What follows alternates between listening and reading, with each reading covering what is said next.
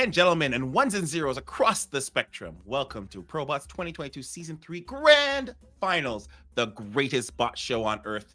I'm your producer, Drekken, and we've gone through 7 weeks of the most powerful games that these AI have had to offer us. Woo! Though upsets and errors, we're here to crown the bot champion of the world. From 16 to 2, only one will reign supreme. Will it be last season's champ or someone new? We'll find out today. Now, with that, I leave you in the hands of our amazing casters. Take it away, boys. You hear that, guys? We're amazing. Santa. He was talking to me. Oh yeah, he was talking about Ketrock. That's true. Welcome everybody, like Drekken said, to the grand finals of season 3 here in 2022 on ES Champ ProBots. And of course, joining me is Endersword, and just to his right or left, one of those two, our right, his left, Ketrock, back in the casting chair, ready to watch these exciting games. Are you all ready? I am ready. I'm ready. I'm very That's ready. what I want to hear. Excellent. Excited for the big rematch. We have the big rematch. That's right. As Drekken said, last season's champion, -0, will be going up against a previous champion of 2 seasons as well. Both bots have 2 wins under their belt, 2 grand final victories, but only one will prevail and one will become triumphant and win this season's glory and honor and all that good stuff. But before we do that, we have an even excitinger, is that a word? More exciting event for you all. It is our ever so coveted Humans versus Bots show matches. That's right, you are able to download and play against some of these bots yourself. If you haven't yet already, make sure you do so. Down below us, there is a link and instructions on how to download and play against 5 of these bots that we have seen recently. Ketrock is one of them. We've got Micro Machine, Eris, -0, and Sharkbot, all able to play against. And a fun little side note about Sharkbot, you can actually chat with him in-game. He has a chat bot enabled. We're going to see a little bit of that tonight, apparently. We will see a bit of that. We've gotten a little forewarning about that. So. Yeah. Endersword, tell us about how we got here today, though. Let's talk about our bots just a little bit before we get started, in case anybody's not familiar with how we got here. And let's pull up that bracket. Yeah, you should put the bracket up. Yeah. We went through group stages and get to our bracket here. There was a big mix of bots this season. We had anything from worker rushing bots like Dovahkiin to like deep game like macro bots like -0 and Eris basically. So yeah, it's very few got here cleanly, or I guess no one did. No one got here now without a loss. It's been a very back and forth season for sure. Yeah, we've had in the past people get to the finals and just never drop a map, but not this season. We've had a number of them. Dropped a map at least once? Yeah. I think Eris's first was just a Micro Machine last week. Yeah. It has dropped. So yeah, and I think -0 I think has dropped 2. I think both to Dovahkiin.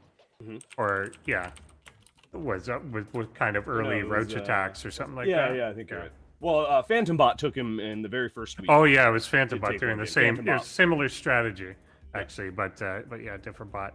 So yeah, it's been mixed path. It has not been easy for these bots. Yeah, that is very true. Not everyone, they're getting better and better each year. They're using more.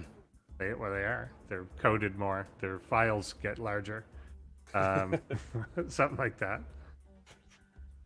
All right, well, we'll be diving into that grand finals after our Humans versus Bots show matches. So make sure you stick around, tell everybody about this. They've got a little bit of time before we watch -0 and Eris duke it out.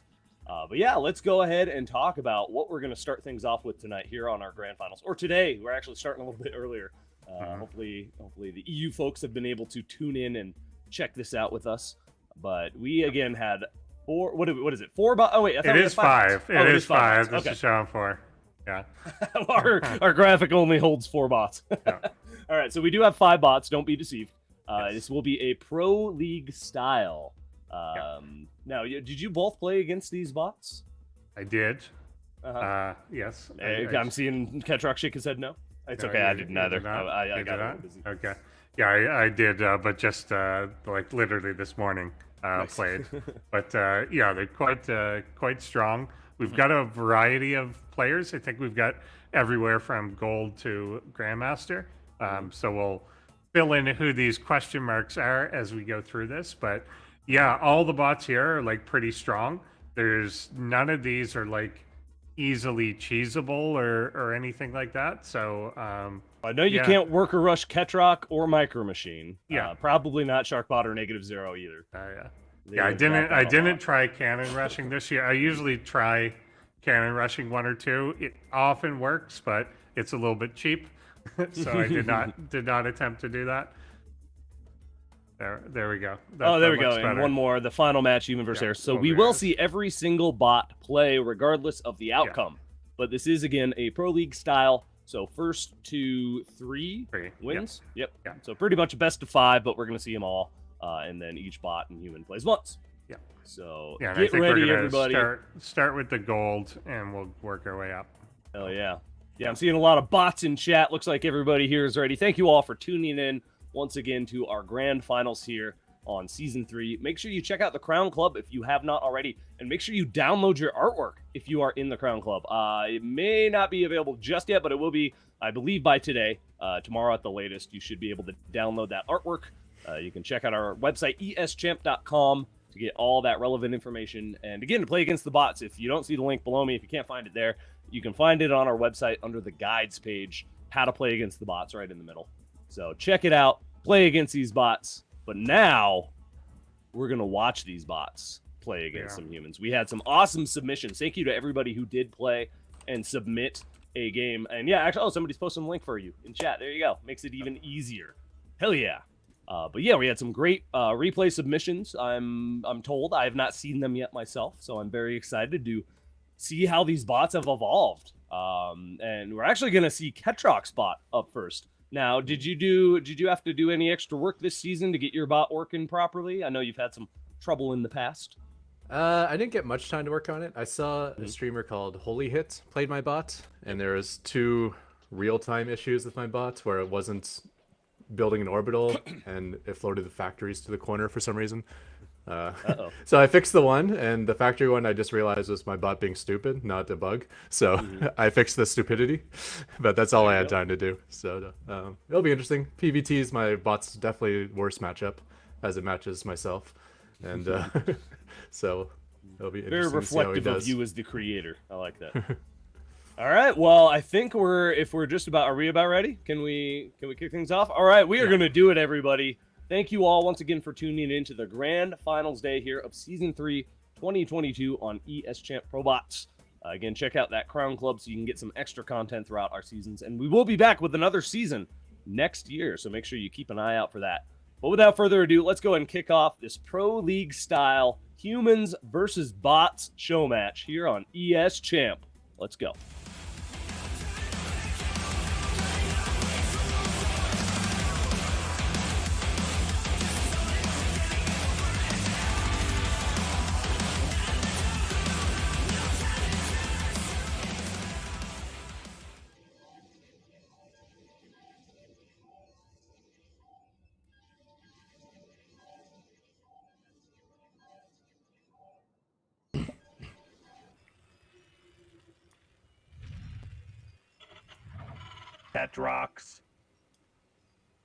Ketrock. And I assume there's no automated intros to these, so... Oh, yeah, no, there's not. So we got, down here in the bottom right-hand corner of the map, we got our red Protoss player. I believe he is Gold League. It is Tokai. They just did the intros.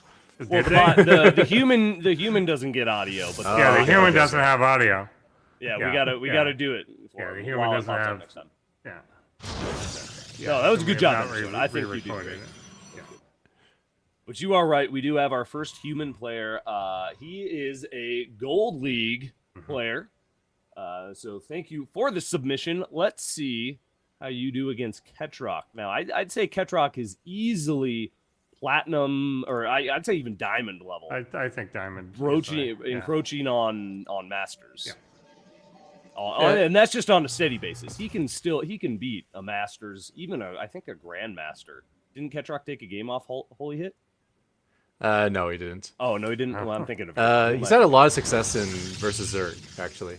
Yeah. So I think he's got a winning record versus Diamond League Zergs. So Okay, that's good. excellent. But yeah, so steady diamond level. That's good. after the Holiet game, I decided to make my Protoss. I decided to use a greedier build, but I'm a little worried because we're facing Gold League Protoss now, so the cheese might be relevant. We'll have to see. Yeah, see what he's doing here. He's walling off at the natural there. Yeah, but with double gas. So, yeah. So is he going all in? Is he actually going to take an expansion? Don't know. Now that is interesting. Okay, If he's okay, I was gonna say maybe he's trying to trick the bot because a lot of these bots now do rely on scouting and identifying. Oh, you're doing this. You're kind of getting that. I need to respond with this. So a lot of bots are getting a lot smarter in how they respond to scouting and certain things like that. So you can trick a bot. You could always trick a bot. You could exploit a bot and that kind of thing. But now you can really almost trick it in a more human sense, where you could hide things and make him think, oh, I'm expanding there, but instead he goes DTs or something. Obviously this time not the case, but it's getting pretty intense how these bots are starting to look so human almost in their play. Yeah, very much so. And it looks like we've got a second factory coming out for Ketrock and a Robo for Takai. And, I like how every finals Ketrock ends up casting his bot at least once in some capacity. It has to happen. It has to happen. Although my screen's a little blurry at the moment, so I'm not sure how much casting I'll be doing. Well, I've got two screens. One of them's really good, and one of them's really blurry. Make your window. Maybe do you see a better one? Maybe there's a second better one. Maybe someone in production can link me the not video ninja one. Well, it's all in the same call. I've got two Yeah. videos in the same call. Yeah. Oh, there it is. He found it. Oh, okay. Yeah, I the can blurry one is see. what we usually get. Nice.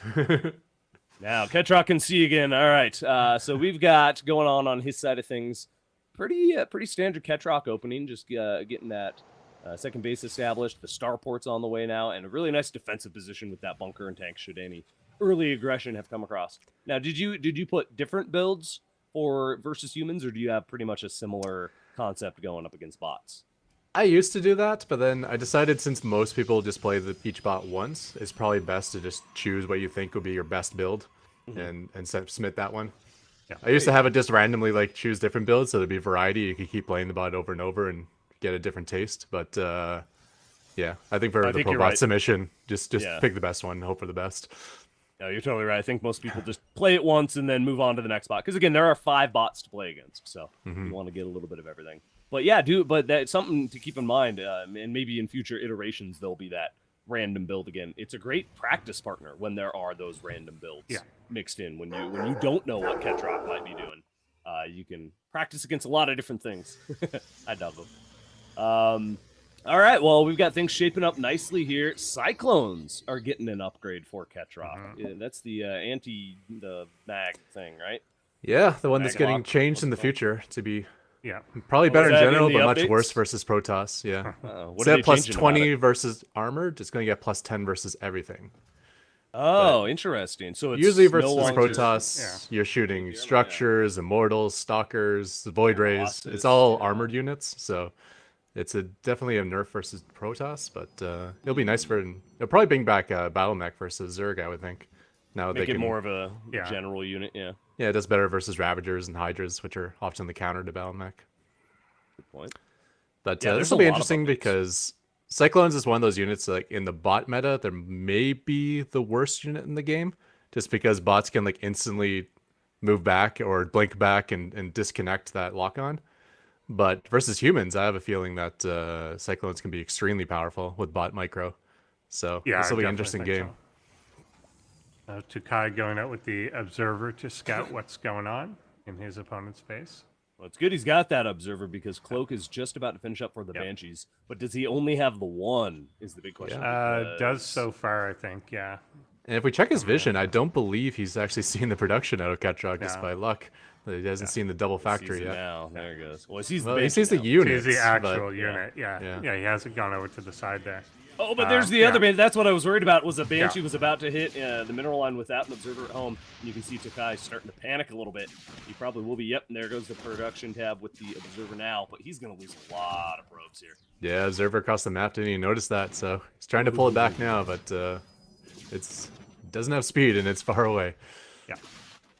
Well, and it's Very so true. hard to catch Ketrock's Banshees, especially once that Hyperflight Rotors finishes up. They're going to be really problematic, I think, for Takai, unless he goes, I don't know, maybe a Phoenix or something. He actually, as I say that, he It does snag and that just one, sits but there. after 13 kills, Yeah, before it goes down. definitely worth it. Paid for itself there.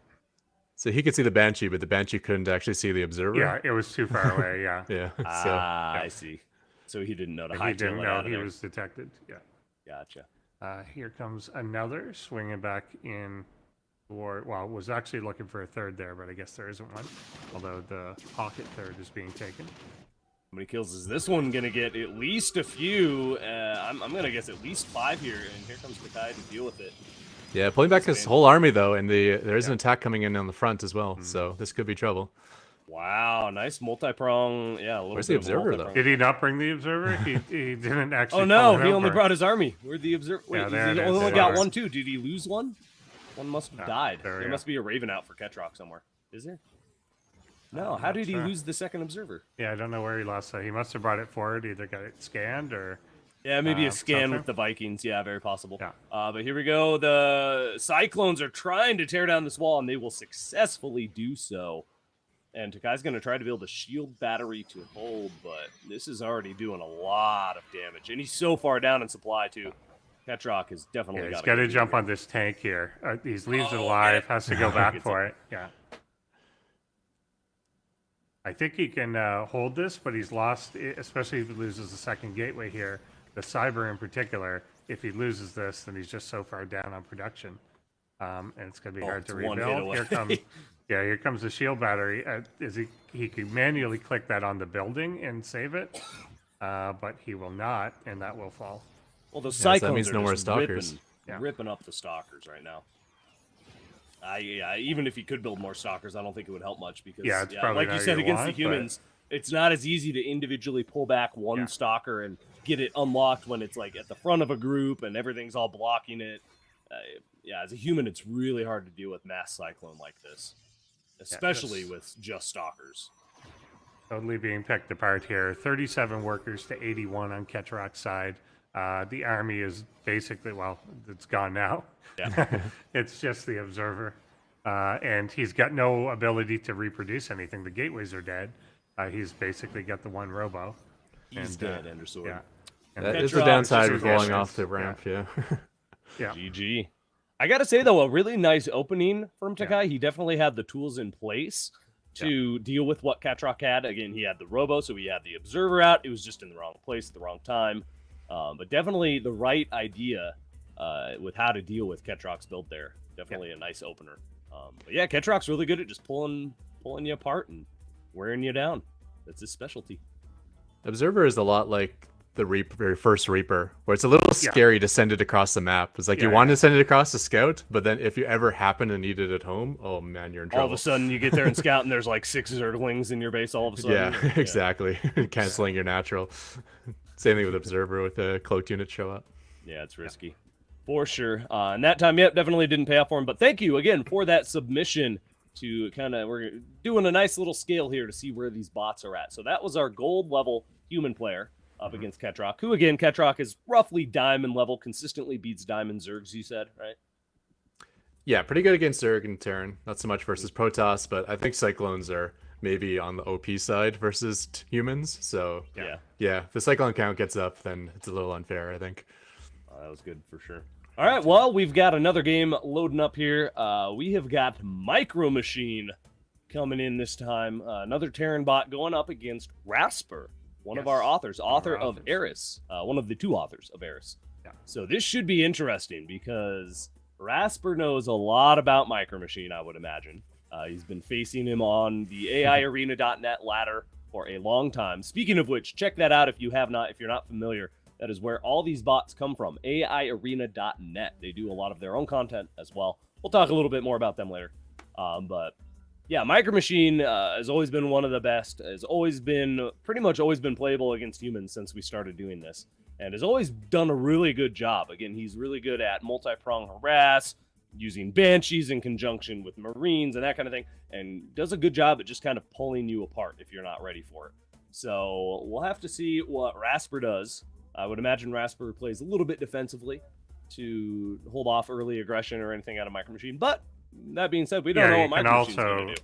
Yeah, I don't know what Micro Machine. Micro Machine does have a few, like specifically anti-human builds, from the past. Like I don't know if he's updated anything this season, probably not. But yeah, has had some that are intended to face humans specifically. So we'll see. Sometimes he'll proxy.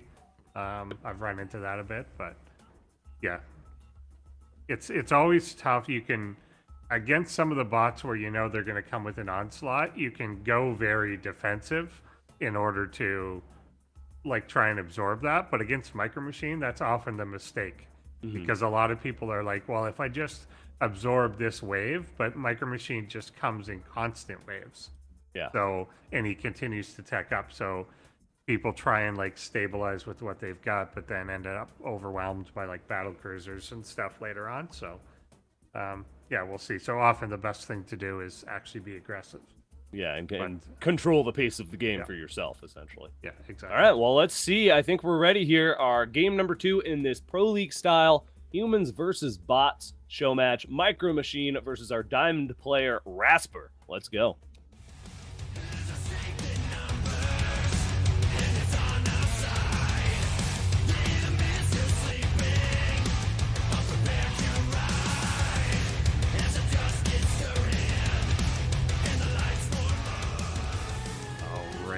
Here we are on Bellingrad. Up here in the top left-hand corner, we have our red Zerg player, the author himself, Rasper.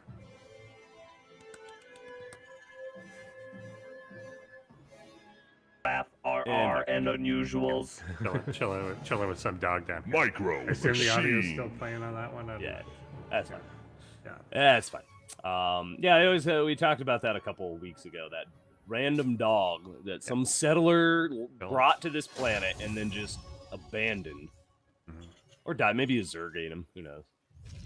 We actually, as a botting community, attempted to kill that dog.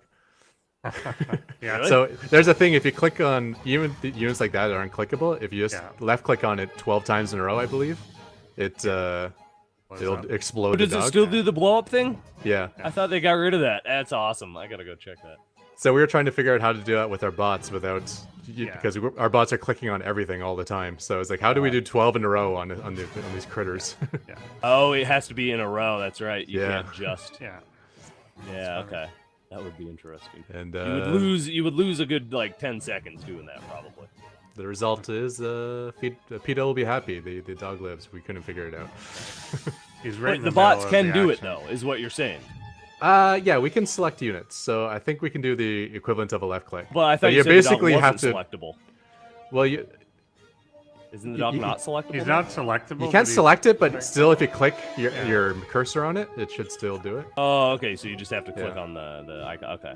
But even for other critters, we wanted to do it because those critters are annoying, especially on last season's maps where they just kind of, or I guess this season's maps because we're a season behind on AI Arena. But yeah, there's just so many critters in the main base sometimes that can actually cost you like completing your wall or something. Yeah. Interesting. Indeed. So we got the Reaper, which is making its way across the map here. Rasper, I don't think has lings or anything out yet. The 2 queens on the way. And see if the Reaper can get some damage done. This is very common Micro Machine opening. He has beyond level Reaper control and almost always gets kills and gets out of there. Every now and then, we actually saw 2 nights ago, I believe, one of his Reapers got killed like instantly as it got into the base. So obviously, unforeseeable things can happen and you can lose that first Reaper. But Micro Machine's so good with it. It's really hard to deal with this. 1 dead there. Lings come out. Now, he damaged a lot, but didn't actually finish them off, really. He's not afraid of speedlings. He doesn't care. Queen will try and zone this out. Yeah, Queen's going to do a good job. That's usually what signals the end of the harass. But even then, Micro Machine still persists. Yeah, it can be annoying. And we'll try to scout. So you have to be in the right place at the right time all the time to keep this Reaper out. Yeah, I've never coded a Reaper before, but it's interesting to like that it knows it can go jump down certain cliffs. Yeah. I wonder if that's just by accident that it ends up over there, or whether he's kind of added in the Reaper jump locations. Huh. Yeah, I don't know. I think he does have them. A lot of them seem to be pretty aware of where they can go or not. Like I remember the days where they couldn't. They didn't understand which ones they could jump off or not, and they would just trap themselves in a corner. But seems to be pretty smart now. And we've seen the different approaches to that too. Like we said, that one bot that was doing almost like a walking cane in front of itself to see where it was allowed to go. Yeah, I like that. Who was doing that? I forget now, but I think it was Annie-Bot. yeah, Annie makes sense. I think it was. Yeah. Although we haven't seen him for a couple of seasons in ProBots, so I could be. I think it was last season. Wasn't it last season? Might have been last. Yeah, it was last someone season we else saw it, I'm pretty sure. Anyway. All right, well, we got things shaping up here on Berlingrad. 3 base Rasper against the 2 base Micro Machine. So Rasper was not afraid to expand pretty early, and he's got a nice little swarm of Zerglings scouting around the map, keeping control of things. Now, Micro Machine is just sticking with Bio. Doesn't he usually go into Banshees at some point? Frequently, yes. Although usually doesn't make. We've seen more this season, and maybe it's against the human thing too. A lot more Marines. Yeah, this is very Marine heavy. Yeah, which he doesn't usually do. But here it kind of works. It shuts down this Ling attack. They're not going to try and fight into that. So yeah, it looks like quite a bit of a deviation from what you would get in most of Micro Machines games. It's one of the last things he worked on before he kind of went inactive as an author. Is he got pretty good logic with his bio. So now there's basically not a unit you won't see Micro Machine make, except maybe the Thor I haven't seen him make, but everything else is in his repertoire. And his Marine Micro's pretty good. I mean, he knows when to stim and when not to, and obviously he can kite well. One of the simpler things to do with the bot.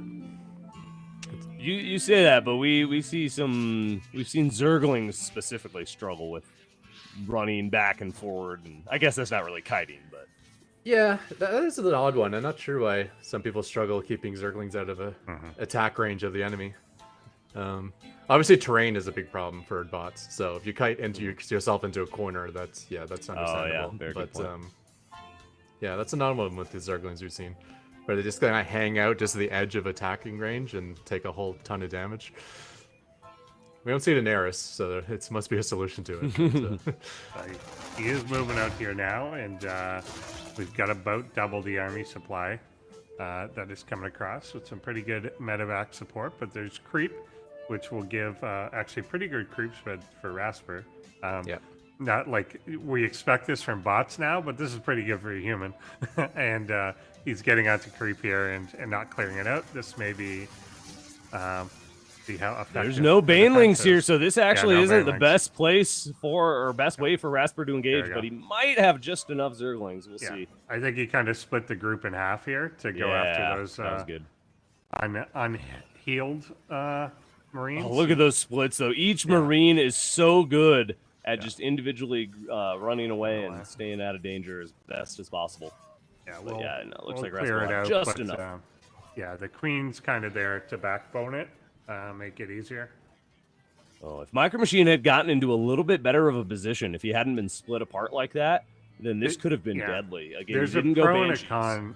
So There's he a had pro more and a con to splitting like that because it's really good if there is stuff like Banelings out there and whatever, but individually splitting all your Marines when you're getting overrun by Lings is not actually what you want to do. Yeah, that's a good point. Necessarily. So, and he kind of had his group cut in half by that. So, a good defense by Rasper. But with that said, it wasn't a terrible fight for Micro Machine. Yeah, I think he might have actually traded still efficiently, efficient. and a whole lot of extra Zerglings got made, which is, as a Terran player, I always like to see that when I face a Zerg opponent. Anything that's not a drone feels like a win for me. Yeah, for sure. Yeah, and he kept all the medevacs alive and everything. So yeah, it's not an both investment, players, just a little poke. yeah, both players on 4 bases. Nice creep spread out of Rasper.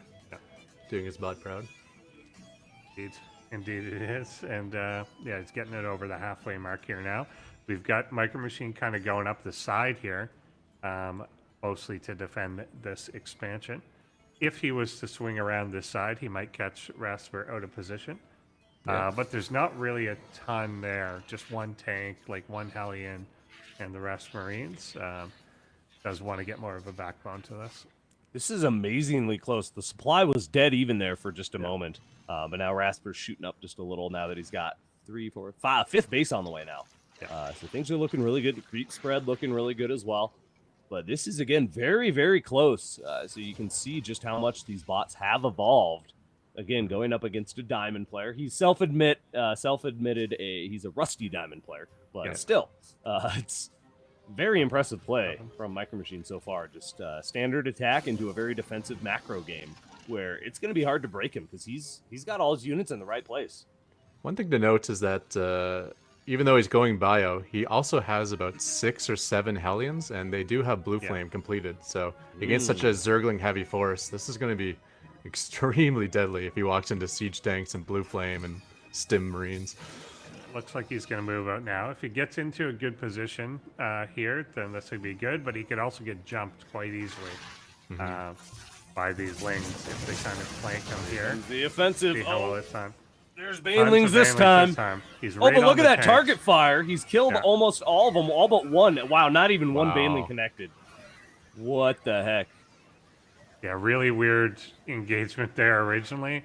The tanks get taken out quickly, but the bio and the Hellions live, and they'll just kind of break. Wow, And, that and was pull some back. crazy target firing from Micro Machine. He just picked off Splitting all while the target Banelings. firing. Yeah. My Wild goodness. target firing. Quite good. Wow, and now Very this good. base is up and running. He's even got the base at the very top right being established. So Micro Machine's in a great spot with that engagement. Yeah, that was a little unfortunate for our Zerg player. Look at all Yeah, that production going down all over right in his face. Yeah. Well, that's why we don't see the bots go Banelings against humans more often, right? Because they can do things like that. It's just so hard to get those connections unless you have an overwhelming number. Yeah, he got the almost ideal beginning of the fight, this big flank, and then it just kind of falls apart. Oh, here we go. This might be a little bit better. He has created some chaos in the mineral line, but nice splitting. The army on the top is going to be able to deal with that. While Zerglings look like they actually might get trapped here now. Let's see. The if they can Hellions actually trade aren't some- The Hellions. attacking. Yeah, they're not. They're Oh, just they are. driving What's into happening? They him. were earlier. Weird. Yeah, okay, there's a few Oh, there's a flames. little bit. Yeah, Right. they kind of. I wonder if it's the Banelings causing them to I think pull so, back before yeah. they attack.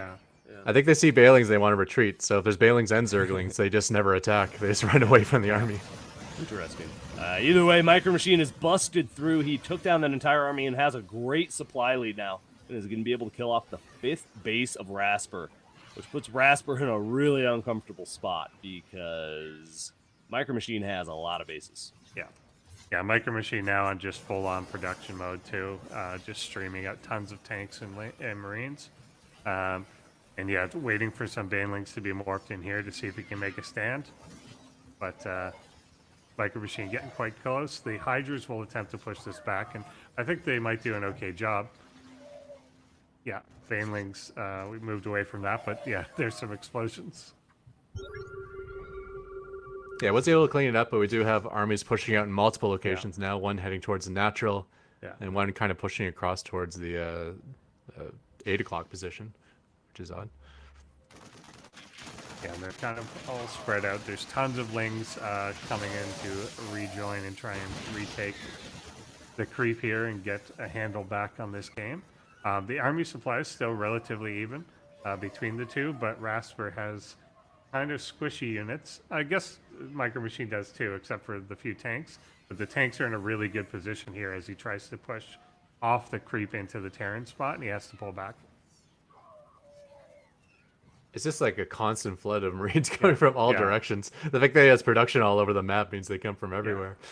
It must be scary pushing out and just seeing like Terrans fully surrounding you as you push. Yeah, ends up in a big spot. And the moment he's getting to the edge, there's just tanks kind of arcing everything too. Rasper looking for a way in to kind of stop this stuff from going down. May take out this base, but the army coming from the side. The Hydras really want it. Oh, But won't quite finish. yeah. I think you'll be able to save that. One thing I am noticing too is, as bad as the Hellions are doing versus the Baelings, the siege tanks are doing incredibly well. Yeah. When they are sieged up, those Baelings just instantly disappear. The Hellions have been a little weird. They were very brave and dove right up into the Hydralist face and then just didn't attack half the time. But either way, Micro Machine still has just some phenomenal marine control and army movement. And he's going to be able to push through and take the win here, it looks like. The one big thing he didn't do either was clearing creep at all, which did help Rasper a lot, I think, for a while. That helped him just with vision, able to get a little bit better engagements with the Zerglings. But it's just I'm unsure whether he has a Tech Lab starport. I don't think I've seen any Tech Lab starport units. Building so now. no Raven. Yeah. Or another starport building now, rather. I think he has a reactored one because I've only seen Medivacs and one Viking, I believe. Yeah. Reactor. Yeah, I think you're right. Yeah, one Raven would have definitely helped out and cleared the creep. Either way, though, Micro Machine's got this on lock. It just shows how good he is. You know, even though there's creep cover in half the map, he can back here. He can take it. Yeah. Nice play out of Rasper though for a while. He's really held on for a long time, longer than I would have lasted against. Yeah, Micro I think Machine, it's starting to fall apart, but it's kind of as he is able to mount like defenses with the Banelings and Hydras, like he's still got a reasonably good army, but I think it kind of falls apart here now. Yeah. At least the Hellions are absorbing the Banelings, I guess, better than the Marines. But oh, here comes a big wave of Banelings though. It's gonna get some decent connections. Another little wave coming in to finish it off. Man, Micro Machine splits are just so freaking good though. Wow, Lurkers are out. He actually got up to Lurkers. I'm impressed. Lurkers is pretty good. Those were especially since there's no detection or scans. Is he? Yeah. Oh, okay. Wait, did you just scan? No. That can help him hold off for a while, for sure. They will eventually get overwhelmed, and I've got to think most of his main bases are mined out at this point, or getting quite low. Well, that Marine's just getting drone kills as they try to mine here. Yeah. You know what? I'm not calling this game yet because we haven't seen a single creep tumor die. So how is he going to kill Lurkers? Yeah. Unless he's got scanning code for that. Yeah. Lurkers could win it all. He doesn't have turrets either, does he? I don't think there's any detection whatsoever. I haven't seen any. Machine. Yeah, I haven't seen any. I think eventually he may just accidentally kill them all with tank splash. Yeah. Let's see how this engagement goes. So line of lurkers here. There's a scan. One of the lurkers is visible. Yeah. Okay, he is scanning. Okay. That's I know he scans roaches around. Yeah, nice flank there, but there's just so much at this point. And there's that second line of tanks in the back that just annihilate it and does take it out. It's Micro Machine. He has an answer for everything, just about. Except for swarm hosts. That was actually his big weakness last week, or 2 days ago that we saw. Has not had to really deal with that yet, so something to work on there. But nicely played, Rasper. You really put up a great fight against Micro Machine. Again, not an easy opponent at all, especially when he focuses so heavily on just a standard, strong army. Again, we didn't see Banshee harass or anything like that, so Micro Machine had that much more money just to put into his main army and do his attacking force. Yeah, and I think this is kind of what we were saying a bit too at the start of Rasper did a really good job defending for a while, but he could never get his own offense really going. He was kind of hitting some of the peripheral bases, but not quite closing them out. And the moment you get off creep onto Micro Machine side, there's just tanks and structures and reinforcement that push you back, and you just never make any headway. Uh-oh, the bots are up 2-0, you guys. They just need one more win to win this Pro League style show match here. I think the big mistake was after that first attack. Rasper made about an extra 20 Zerglings and then just used them to clear rocks. I think if you're going to make all those extra Zerglings, he may have been able to go shut down a base on the other side of the map and prevented... You let Micro Machine get a giant economy here. It's so painful. Oh, yeah. And what we don't see is when we're casting is how difficult it is to play. Because as a human player, normally okay, let me just micro this fight, and then I'll go back to macroing afterwards. But there is no end to the fight when you're facing Micro Machine. Yeah. It's just constantly being hit from different places at all times. Those Lurkers got a lot of kills here. That definitely seems to be a good strategy to use against Micro Machine, is some kind of Lurker-based army. It just wasn't quite in time, I think, to be able to defend bases. Like if you had a couple lurkers at each He's getting 6 swarm hosts. Is he, oh, no way. Is this going to save the game? That'd be funny. Yeah. That would be ridiculous. 200 supply to 57. It's certainly looking grim for our one-base Zerg, but he has a great lurker position on top of the ramp. Again, those swarm hosts coming out. As the author of Eris, he does know that swarm hosts work versus Micro Machine. So. Yeah, that's true, yeah. That was the end game. He just needed to get a few swarm hosts out, and then he can take the game here. All Maybe right. not when it's like 5 mining bases versus 0, though. Definitely makes it a little bit trickier. Swarm It's host, kind of a funny position because the lurkers are defending the ramp and basically making it so that the locusts can just launch from there infinitely. And this is just a meat grinder. There's no way that Micro Machine throws this, right? Did I can't. call this too soon? Even if he just shoots one thing at a time, it won't matter. But he's not shooting. But he's not is shooting the at all. problem. Yeah. If he doesn't scan, he can't win. The tanks, though, will eventually do it. Again, not if he doesn't scan. Yeah. I don't know, Ender Sword. I might need to eat my shoe. Maybe. Oh, Do these lurkers boy. have range as well? Oh, there's 6 more swarm hosts coming as well. There's could be end up being a lot of locust waves coming. Yeah, there are Vikings. No, don't stand on top of the lurkers. What are you doing? That's the only way the lurkers can die is if you stand on them. Yeah. This is going to take out a lot. There's friendly fire happening here a lot, too. Mm-hmm. Lurkers are barely getting touched right now. This army is going to get cleaned up at the very least. Yeah. The bank is insane for Micro Machine.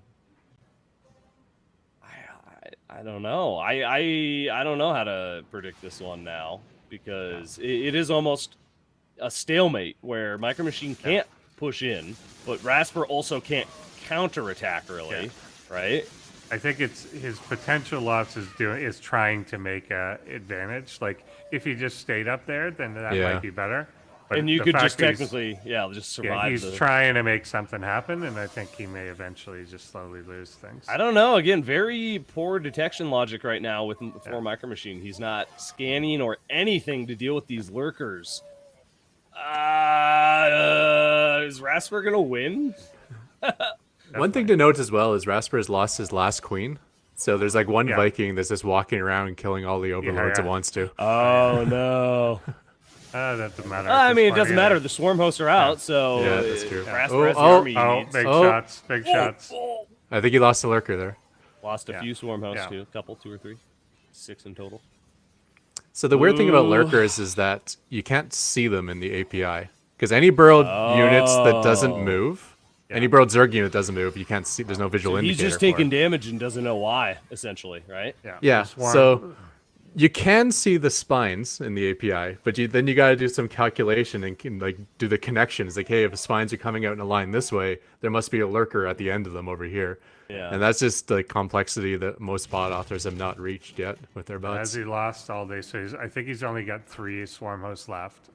Well, it's usually solved by just having a Raven with the army, right? Yeah, that's true. So there's a scan, but there's nothing here to kill the lurkers. Oh, a couple shots. That's better than nothing. Almost got one. Scan again. Scan again. You saw him burrowing. I know, right? You see the burrow, but then once they get underground, they just disappear forever. So as they're burrowing, they have a burrow tag. So I was hoping why- that Micro Machine would be smart enough to scan at that moment. Why did Micro Machine scan in the first place, though? There, I don't know. Maybe he's looking at creep to him. Maybe he wants to see the high ground because he didn't have vision. Yeah, just It could be. Who knows why, right? Could be a lot of things. All right, well, the final base. I guess this could go to Rasper losing. This just could his be bases elimination. die. Yeah. You might lose all his structures with 3 lurkers there's still nothing killing defending everything. that. I think That's that's exactly what's going to happen. Yeah. It's hilarious. Wow, a great try here. An epic hold out of Rasper, putting up way more of a fight than I thought possible. But yeah, again, there just goes last mostly swarm due host. to... Oh, scan. there's the That's scan. it. Yeah, why does he... Yeah. I wonder if he does it because he sees the swarm host burrow? I don't know. Yeah, as the unit's burrowing, it appears in the API as a burrowed unit. So Briefly. during that moment, while something's burrowing, you can go after it. Woo! All right. So that was exciting. It's fine, Jack. No, just play it, Dre. Why didn't you? Maybe. You should have checked this I don't know. yesterday if it was a concern. Okay. No, we're not. I told, I didn't play him till this morning, so Well, what did you say it wasn't that bad, right? Well, I don't know. It's debatable. What do you mean you don't know? You should just tell Drek. Go off. Go mute yourself. Tell Drek. I did tell Drek. Yeah. Oh my gosh. All right. So apparently we've got to censor something or verify that we can even show you. I don't know what's going on here. But let's talk a little bit about some of these bots and what's coming up. So we're a couple games into our humans versus bots show match, and we've got the bots currently up 2-0, and we have seen again 2 of our stronger bots. It's hard to even say that. Negative 0. Eris are incredibly strong against humans, I would say, though. Micro Machine is usually one of the strongest. Yeah. But Sharkbot, I don't think we've seen him but once against humans. So no, what can we expect out of him? Other than trash talk and maybe dirty words or something? Yeah. So I'm not sure how much he's implemented into his bot, but originally he created a machine learning chat bots. And I believe I learned how to speak on the internet, which is maybe why we're checking it for gratuitous language. You can actually, a fun note on that, you can go into the in the AI Arena Discord, somewhere in one of those channels, you can actually talk to Sharkbot. He is a chat bot. So go inquire if you're curious and want to chit chat with him. But that was his origin, was chat bot turned into StarCraft 2 bot extraordinaire. Yeah. And this will be interesting. Now, I'm really curious. All I can think about is what did Sharkbot say? Now, well, we'll see. We'll see. What do you mean? You have seen, haven't you? I have seen. You have seen. Well, but that was against you, right? That was when you played him. Yeah. Client. I was about to say, there's built-in rude word removal. Do we need to have a little chit chat with Shark Nice? Do we need a maybe? All right. Well. Yeah. Well, so is the human responsible for the AI behavior, or is it at what point does the AI become responsible for its own? We should just blame Reddit commenters, probably. Yeah, they're independent. Right? At a certain point, what the bot has to take responsibility, right? It's AI. It's intelligent. It should know better. So, yeah. Didn't Microsoft create a? They did, yeah. It's a lot like Microsoft's Tay. What was the story behind that again? Didn't it become like super racist or something? Yeah, it became very racist and started praising Hitler. Oh yeah, they had to shut it down because that. In like a day. There's machine learning for you. Yeah, that's it. Yeah. All right. Well, I think we're about ready here for our third game. Now, this is going to be Ender Sword's game. Yeah. We get to see the man himself here go up against Sharkbot, our chit chat bot, and can we start it now? Yeah, we're gonna start it early because we made you all wait too long. Let's go ahead and dive into this game 3 and see if the humans can bring it back or if the bots will go ahead and win. Go.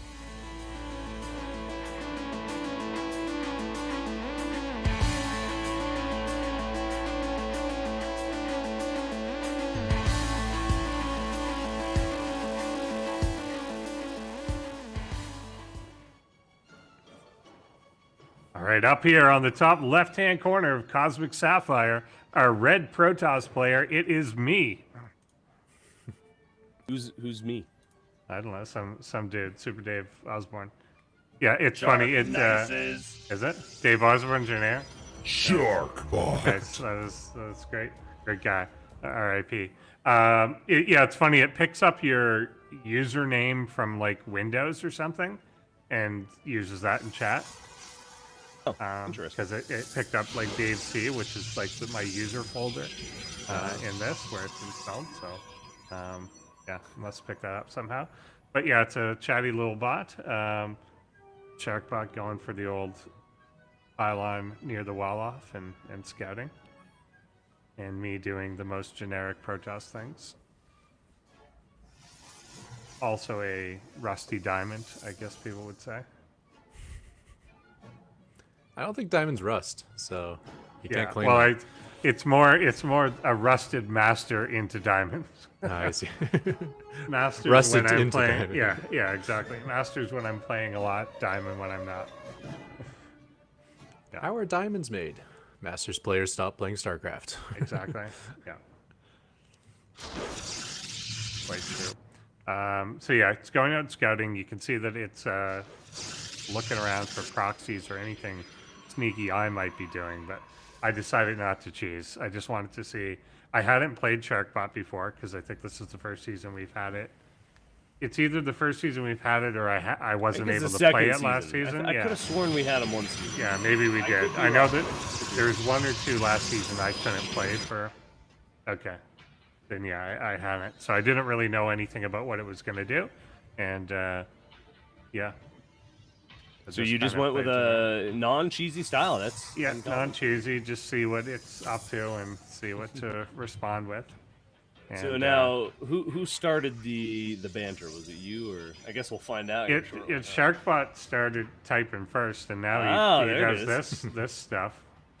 Looking around, what's up? All right, so yeah, again, you can chit chat to him in game once you go download this client and play against Sharkbot. It defined the word up, I guess, for us. What's up? All right, so he's just giving you definitions. Nothing bad about that. Yeah, just saying non sequitur things, I guess. That's be early morning, based on that chat. Yeah, that's true. Was. Well, I imagine half of what you're going to get in response will just kind of be that AI nonsense almost. Yeah, vaguely related word. Vaguely related what you're saying. Yeah, so that seriously what we had to? That was not. No, that was not it. Oh, okay. Oh, there's more. Oh, good. I was like, that was so mild. That was not it. All right, the adepts are coming in. PvP can be very tricky, especially against a bot. When you're trying to deal with things like these shades, or if you get up with link stalkers. The bots are so mobile and able to deal with this well. He kind of ended up indecisive here, I think. As I say that, he gets pinned. Yeah, whether because of the ramp or whether because there was a stalker on either side, he didn't know where. I think it was the stalker on either side, and he just got stuck. He couldn't go either way, and so neither way was acceptable, essentially. Yeah. So he gets this one down, but I get the batteries up, so he's not going to get any more. Good positioning on the battery there. Yeah. All right, well, you hold the adept harass quite well. Nicely done. He killed 2 probes, and Ender Sword forgot to keep making probes, so there's still a little bit of damage done there. Yeah, so I can live with that. I can live with that. Yeah. Not the end of the world. Then he asked my rank. And I don't know what he's talking about there. Admiral.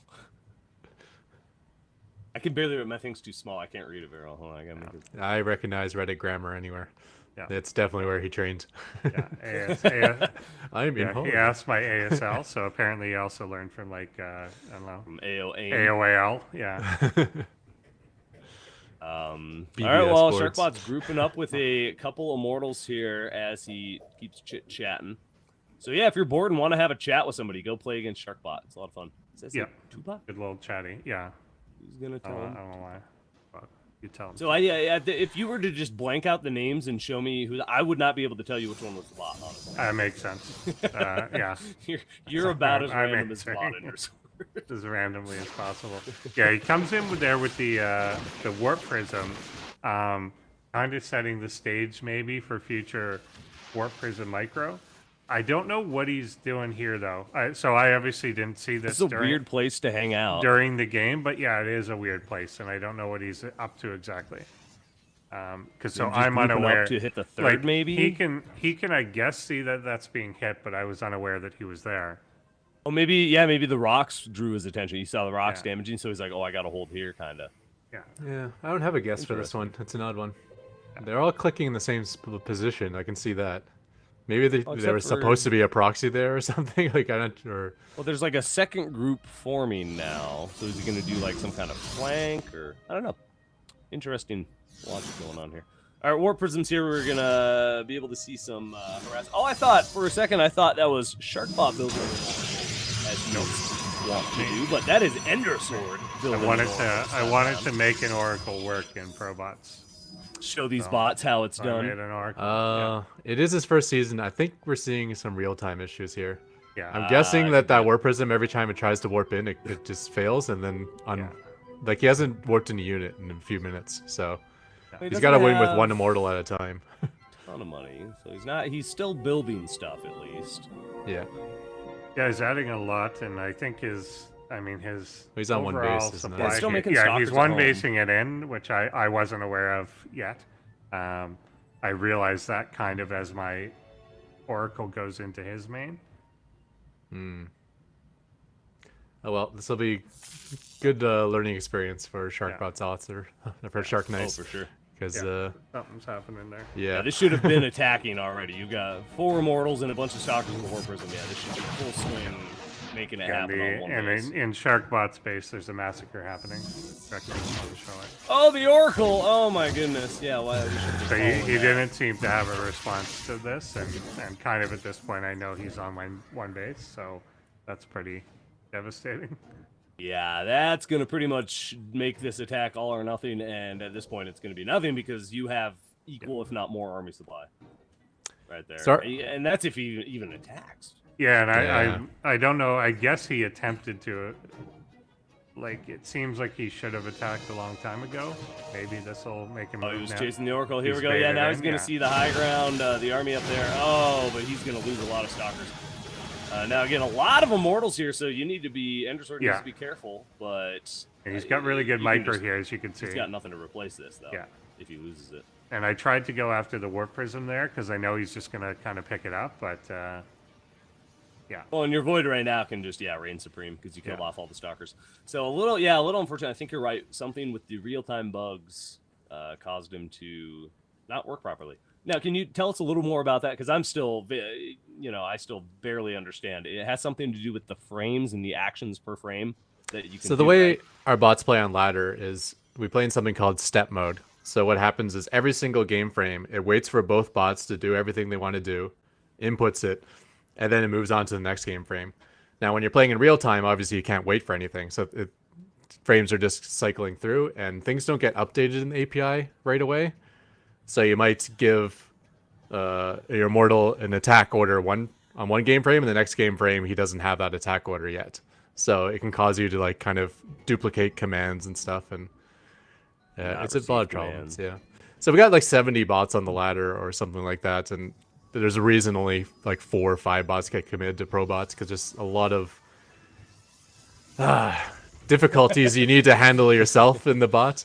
Like every time you give a command, you kind of have to remember that. Then you got to check that like on the next game frame. So a lot of stuff we rely on just working in step mode doesn't work. Oh, hold on. Go back to that Warp Prism. Is he Warp Prism mining? Yeah, he is. Don't know what the fabled Warp Prism mining. Zoom in on that. Yeah. Yep. I guess it's making use. I think we had chatted with him and he had mentioned this, right? That if he doesn't have another use for the Warp Prism, it will go back and do this. It doesn't look necessarily like it's so there's I'm noticing something weird. So he's only using 5 of the mineral patches, and every now and then I think because of that he'll drop a probe. You'll see it just stand there with the minerals, and I think it's because there's not a patch available for him to mine, so the probe won't drop off the minerals until he can drop it off and then instantly have that queue to move to the minerals really quickly and mine. So I'm actually going to guess another real-time issue because I've seen this work on the ladder and it does look perfect. Oh, okay. So this every does time, work well. Gotcha. Yeah. So, okay. Every time a probe gets a mineral in its hand, it just gets warped right back to the Nexus. So in the game, that was not censored. Stop faking moves. It was, yeah. We'll leave it to the imagination of the viewers. I'll let you know. I'll let you know which word that is. If you subscribe, our Crown Club members get to know what it said. That's it too. Yeah, exactly. You'll see like maybe the replay. Yeah, it's going to be a YouTube short just for Crown Club members. I won't say which word it is, but it's the worst one. There you go. Nathan. Yes, Nathan. Wow, Sharkbot. We need to retrain a little bit here. Going full yeah, BM. so he never really rebuilt there. I guess he was trying to get his like probe count back up, but he never really rebuilt much. And then I guess him frustrated, just lashed out verbally. So I am super curious now as to how I need numbers. I need percentages. How effective that Warp Prism mining actually is. If it speeds things up, because obviously you first you have to get to Warp Prism, which is an investment. Then you have to spend 200 minerals just to get it. Then you have to say you do it on each base. That's 5 bases is 1,000 minerals just to mine a little faster. So I think Sharkbot had the right idea, where it's not worth making a Warp Prism to do that. Yeah. But if you already have a Warp Prism and it's not doing something else that's important, you might as well speed up your mining a little bit. Okay. But yeah, I wouldn't suspect it's worth like putting Warp Prisms at each base just to get that extra bit of speed mining. Yeah. Especially now that we have the standard speed mining as well. That now the impact of the warp prism mining isn't as large anymore. Yeah, gotcha. It's just such a smaller step up from speed mining that might not even be worth it. And now Cool that to I see, see though. that, exactly. Now that I see that in real time, like seeing both sides, because I was unaware that he was building up there the entire time. Yeah. Had he come a bit earlier, it would have been interesting. Because I had shield batteries, so I probably would have held, but the way that he was microing and then using the warp prism micro, probably would he would have had an advantage in the actual fighting. It's whether I had a defensive advantage. But yeah, kind of weird that he gets stuck in that little pit. And I wonder if that's map specific because it was in that one little weird spot. But yeah, odd. All right. Well, good job, Endersword. You showed that bot how to use an oracle. Indeed. Maybe he can he'll take some notes. That certainly helped. I mean, I don't know if he ever was going to expand, but he was one base there anyway. And broke his legs, definitely. Yeah, losing all your workers doesn't help. Does not help at all. All right, well, things are now getting close to tied up. Bots are up 2-1. Again, we're doing a Pro League style format, so 1st to 3 wins, but we're going to see every single game regardless. But we might get to that ace match because we have a Grand Master player coming up next, going up against -0, one of our grand finalists. So this is going to be an interesting match. This will be a true test of our bot skill here. They don't often get to go up against Grand Masters. So this is going to be pretty cool. -0 being one of the only bots, maybe the only bot who's actually defeated a Grandmaster before. So definitely, this is going to be intense. All right, well, tell everybody about it. Get them in here. We're going to start this right now, actually. We have got -0, a Protoss, going up against Ophidian, our Grandmaster Zerg player. Let's go and dive into things right now.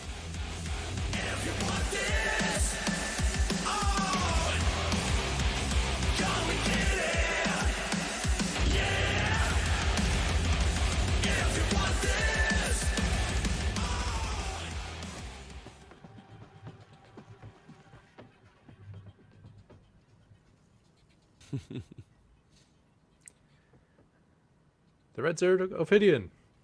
Jeez. Our bots are being... Oh, I forgot. I was reading the chat. Our bots are being me so too. rude right now.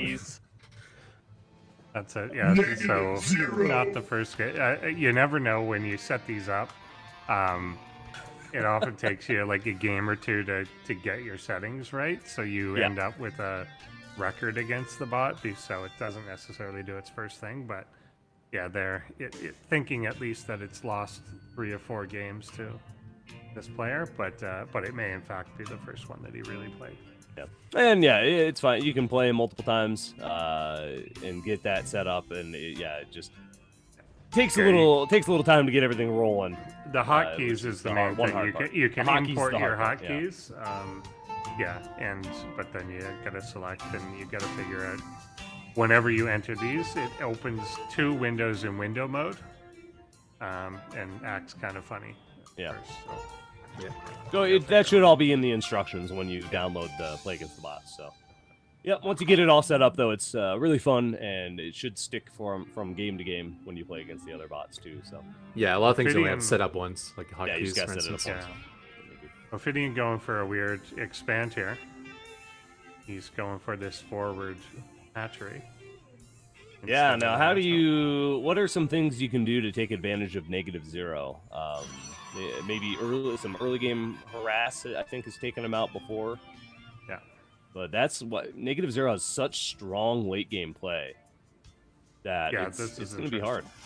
Yeah, so I don't know whether this is map specific, he doesn't know, or whether this is on purpose, but he's almost taking advantage of the fact that you can choke on one side like here instead of where your actual natural is. I don't think that's intentional. I think he's There's a confused. lot of gaps in that wall. That wall looks like it's perfectly fits into his natural wall, but it's not at the natural. It's not in the right place. So I'm guessing we're using a different version of this map, perhaps. Something is off that... it's meant to go exactly there. Yeah, mind me saying this is not a normal map, and -0 will not play properly on it. Yeah. So Good job, Drek, choosing the weird maps here. Yeah, I gotta take him from. I think they were just there in the map. Well, you can select as you're loading into the game. This which is one, not a bot map, apparently. No. Interesting. Okay. That's interesting that it was even available to play against the bots then on it, right? Yeah, it's one of the versions, but it's. I remember this now. Crip was working on trying to make this map work, and last we heard, he didn't. He didn't make it work. So there's some issue with bots in this map. I'm not sure what it is. Yeah. Well, this might just be a wash of a game. It's trying to cover that gap. That's weird too. The pylon positioning does not cover those two gateways, so a little out of luck there. Oh, well, that's rather unfortunate. Yeah.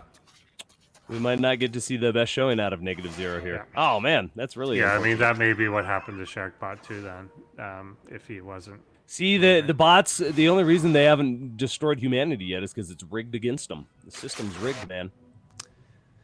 All right, here, he's got a Zealot and a Sentry, at least a little defensive positions somewhat formed here. Obviously, it can be easily overrun if too many Zerglings come out, but...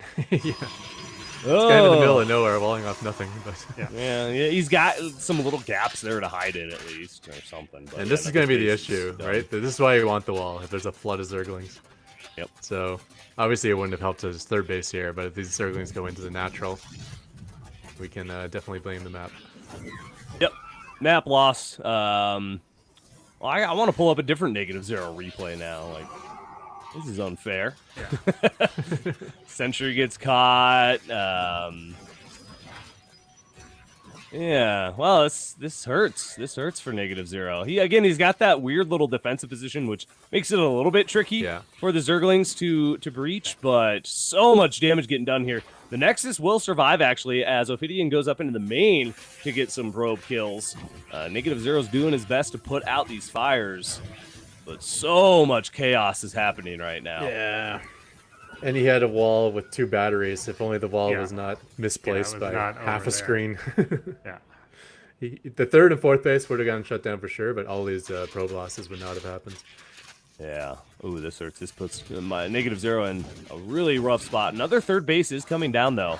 So -0's trying desperately to work his way out of this situation. If a third base can get established, a ton of probes can get chrono boosted out, and the army actually hasn't been dealt with at all, really. It's Adepts and Zealots, so Zerglings aren't going to do a whole lot against these.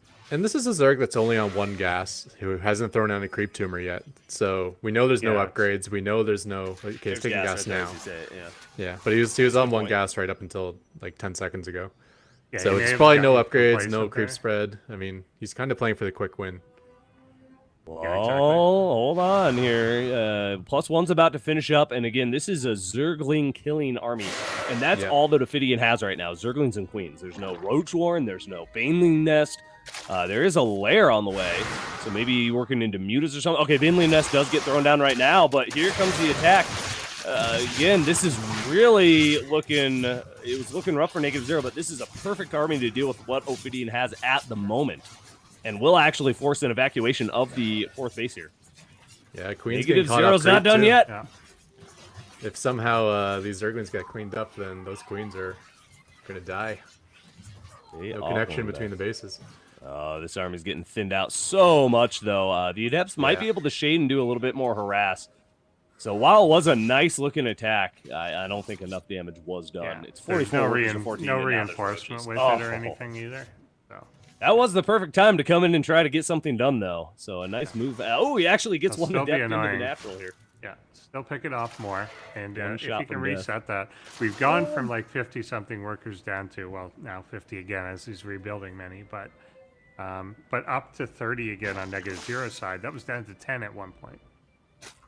Oh, I thought that was no, the army supplies at 10. I'm sorry. I thought army supplies at 10. Yeah, the workers were at 10, but now back to 33. Well, you know what's not very good against roaches? Workers. No. That's always good. I don't care if he has 100. These roaches would kill them all. Well, he's going to fight where the shield batteries are. That's the one saving grace, I guess, after he kills his Nexus. Ravager's now coming in, so Ophidian is going to be able to choose when and how the engagement happens here. Oh, it's looking rough. -0 might just fall here. Again, a nice little counter attack with some great micro, some really phenomenal micro, but just again the map, unfortunately, kind of screwed -0 here. Yeah. So something went wrong. Yeah, something definitely went wrong. This would have been insanely close of a match if the building placement had been in the correct spot. I think this would have been an insanely close match, actually. I'm also unsure why we didn't use this map. So this map has some issue that we don't know about. Like, it could be as simple as, like, upgrade IDs are different, so you'll never be able to get Blink, or... I'm not sure what the issue is on this We map. haven't been able to pin it down yet. I mean, Crip knows. I just... Oh, he does. I personally don't know what the issue is. Gotcha. I just know that something with this map meant we couldn't use it for our bots. Interesting. So Ophidian not really going in for the kill here. Could have, I think, there. But is choosing to kind of fall back. Maybe he wants to give us a little more of an interesting match here. See, More and of that a is show. we've seen the GMs do this too. They want to see kind of what the bots are capable of. They don't just want to exploit it and take that one. So props if that's what's going on here. He could be waiting for his 1-1 to finish. And waiting for 1-1 to finish. Yeah. Too. But no, definitely Ophidian could just push in and win the game right now. I feel like. I say 1-1, but it's actually ground attack and melee attack and range attack is the 2 upgrades you went for. Yeah. So not the normal 1-1. All right, here comes big attack coming across. +1 melee about to finish. +2 range attack just starts for the Zerg here with that Spire and Infestation Pit on the way now as well. So definitely working into the later game composition, which -0 is going to be hard locked in the mid game for quite some time. Just after all that damage that was done. But as I said, Blink and +2 about to finish up. Maybe the Stalker control can be Alpha Star level and keep him in this for a little bit longer. Yeah, and he's got disruptors in there too. That's always a. Oh, does he have a potential disruptor? Oh, come up. wow. Yeah. Okay. Always it's not firing, but Alright, this base will go down. see if he Boom. notices that. Yeah. Shoot your ball. Shoot it. Shoot it. So I'm not sure if he changes disruptor usage There it versus is. humans. I was There it hoping he is. would. Boom. Nice hit. For Ravagers. Nice little shot. Yeah. It was a good hit, but there's so much Zerg that the I Zerg don't lanes are think it'll kind be of enough. walled out though. Yeah. The Immortal The gets structures gunned absorbing down. a lot of damage. Structures Yeah, are I think you absorbing can a lot. hold there. Yeah. So versus bots, you want to get really close with the disruptors before you shoot, because bots are so good at running away. But humans don't have that ability, so you kind of want to shoot from further away. For sure. Yeah, we do have a 5th base now for Ophidian. Meanwhile, And a huge bank. another 3rd for Oh, -0. it was huge. Was Worker count is up to almost 60 now, so the incomes are getting definitely similar. recovered.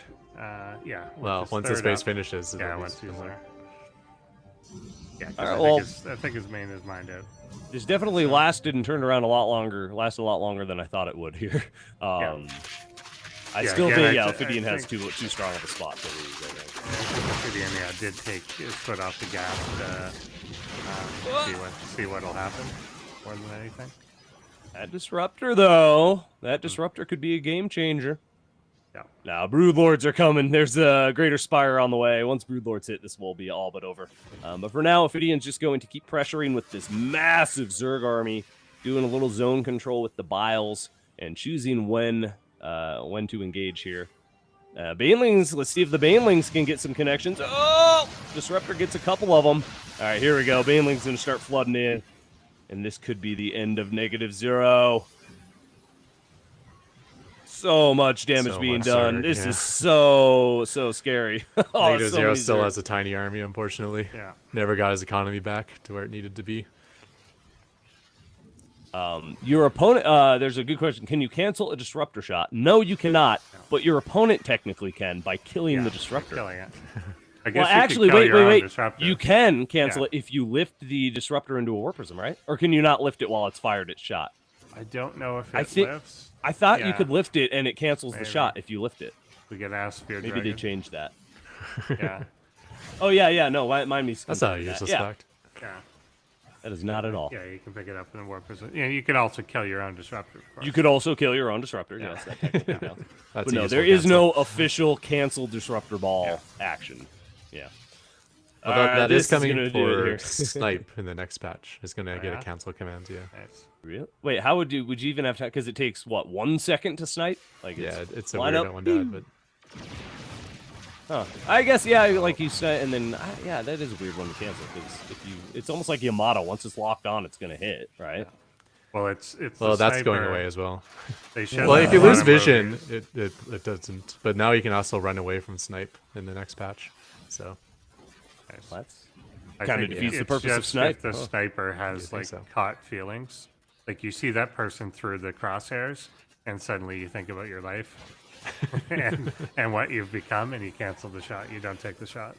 well, I guess the snipe takes time because you're aiming, right? So if he Yeah. runs behind a wall while you're aiming or something. Yeah, but that they kinda don't makes know. sense. That's when you're being sniped. You don't know you're being aimed at, though, right? You don't know, but still, you can walk behind a wall. Yeah, you Yeah, see the that's laser dot on your chest. You Yeah, go, "Ah." exactly.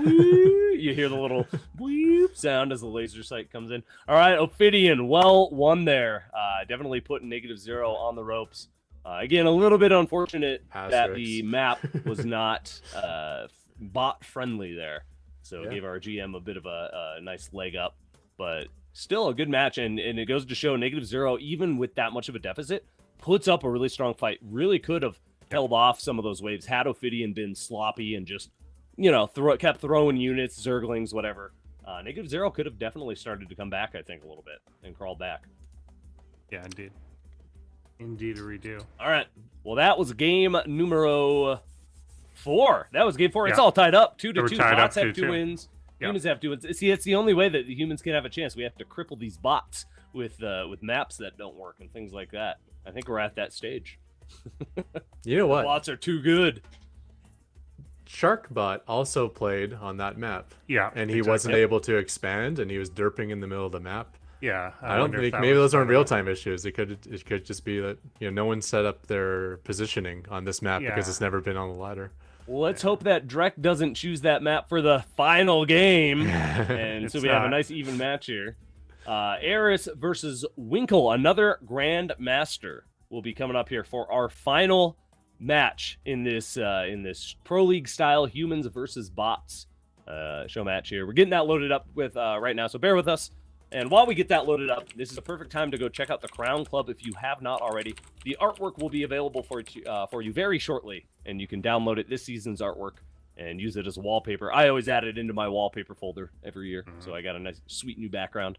Yeah, the artwork's beautiful. It's beautiful every year. Are This year past is really seasons good. available as well? Because if so, that's I that's a think nice lot so. of really good yeah, art. they're somewhere on our website. Yeah, Yeah. they're on the Yeah. website for our Crown Club. Yep. Yeah, if you want cool, unique StarCraft backgrounds for like your phone or your desktop, that's the place to go. They're really good. I will allow that comment, mind me, because I do think it's bullshit as well. No, it happens. Again, these are all little problems that we're figuring out. Whose ambulance is coming right now? Probably, That is it's probably loud. me. It's probably me. It's so loud. It's like in the room with you. All right. Winkle versus Eris will be our final match here. Humans versus bots. Thank you all for being here and bearing with us through technical difficulties and things like that, but still hopefully a fun match, fun series for you all to watch. And Grandmaster. after this will be our grand finals. So Actual stick finals, around. We'll yeah. do a quick little break after this match, and you can all get some snacks and get comfortable and get ready because we will have our best of 7 grand finals after this. So make sure you, again, tell everybody about it. Stick around. But let's go ahead and hop into game number 5, our final human versus bot match here on ProBots. Let's go.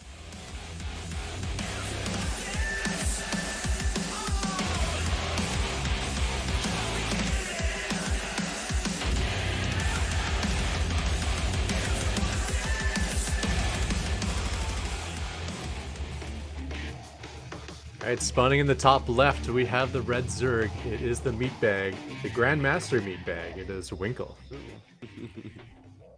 Indeed. Good intro.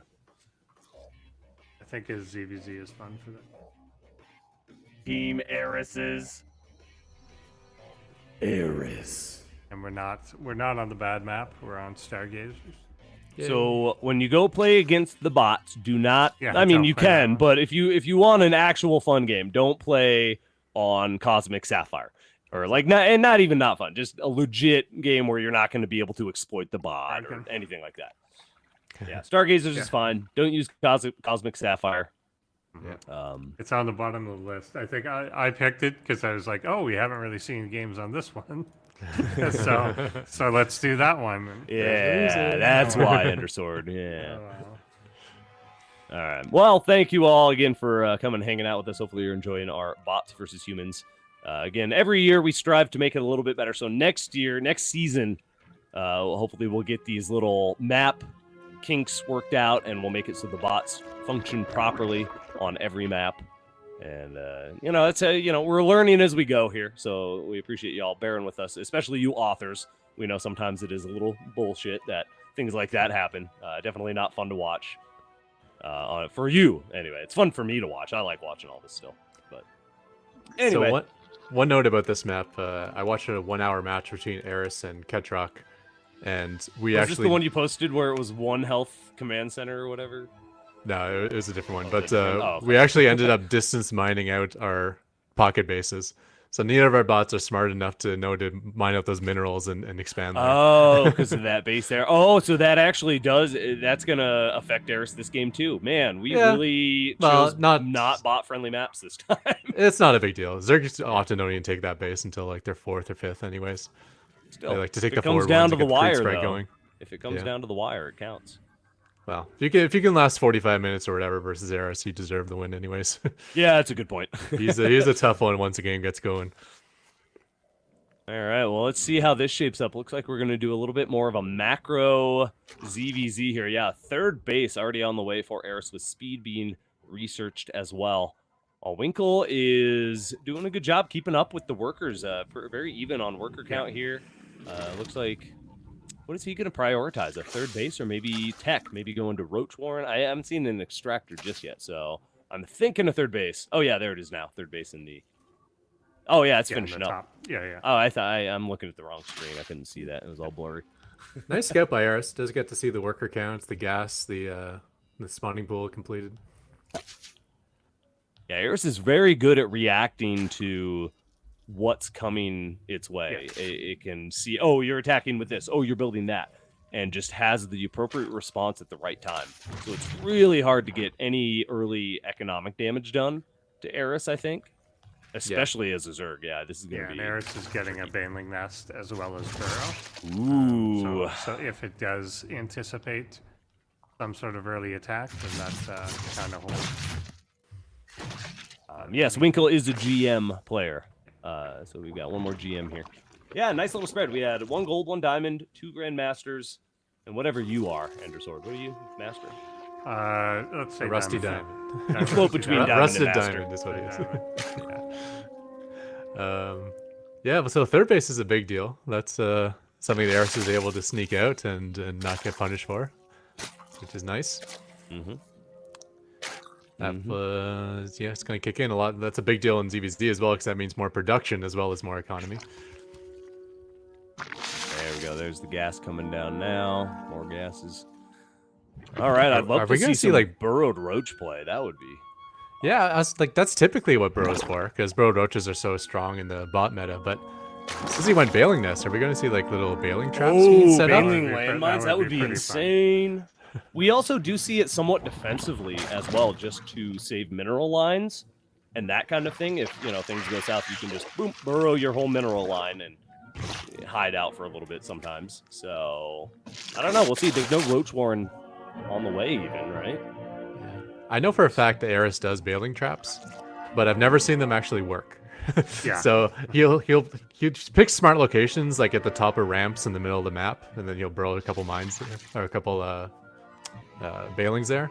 Mm-hmm. But I would love to see them actually get a nice splash. Oh, it's damage hit also on something. It's also for that too, right? Just blocking bases. Yeah, that makes sense. Yeah, that works.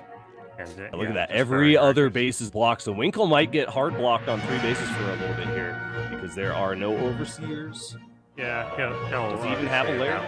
Adapt to that pretty quick. Well, he does because he's got a spire. Oh, did he get a lair? Oh, yeah, he's got the spire on the way. Yeah, so he's got a lair on the way. So yeah, there's the first overseer now. Yep. It's getting shot at though. It'll be fine. It's fine because when you finish morphine, you get full health. That makes sense, right?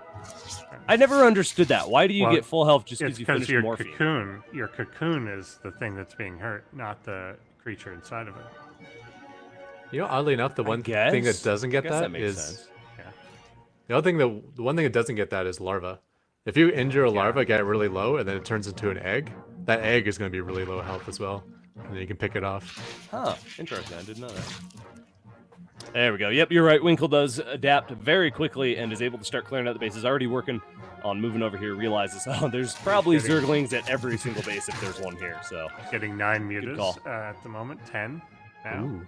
11. Mutas could be really So, good. Again, there's no Hydrodon. There's a Roach Warren finally on the way, but it's just going to be Queens for anti-air. I don't think there's even any spores built just yet. No. This could Mutas be and ZVZ is not devastating. something you see in the bot meta, so this could be something completely unanticipated by Eris. I am scared for Eris right now.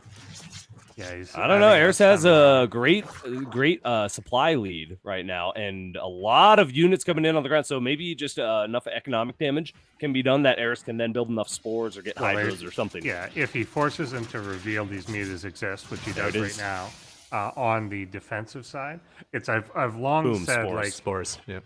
Yeah, you want your opponent to know you have mutas when they're in their base, not defensively. If you ever make a bunch of mutas and have to use it defensively right away, then it puts you on the back foot. Yep.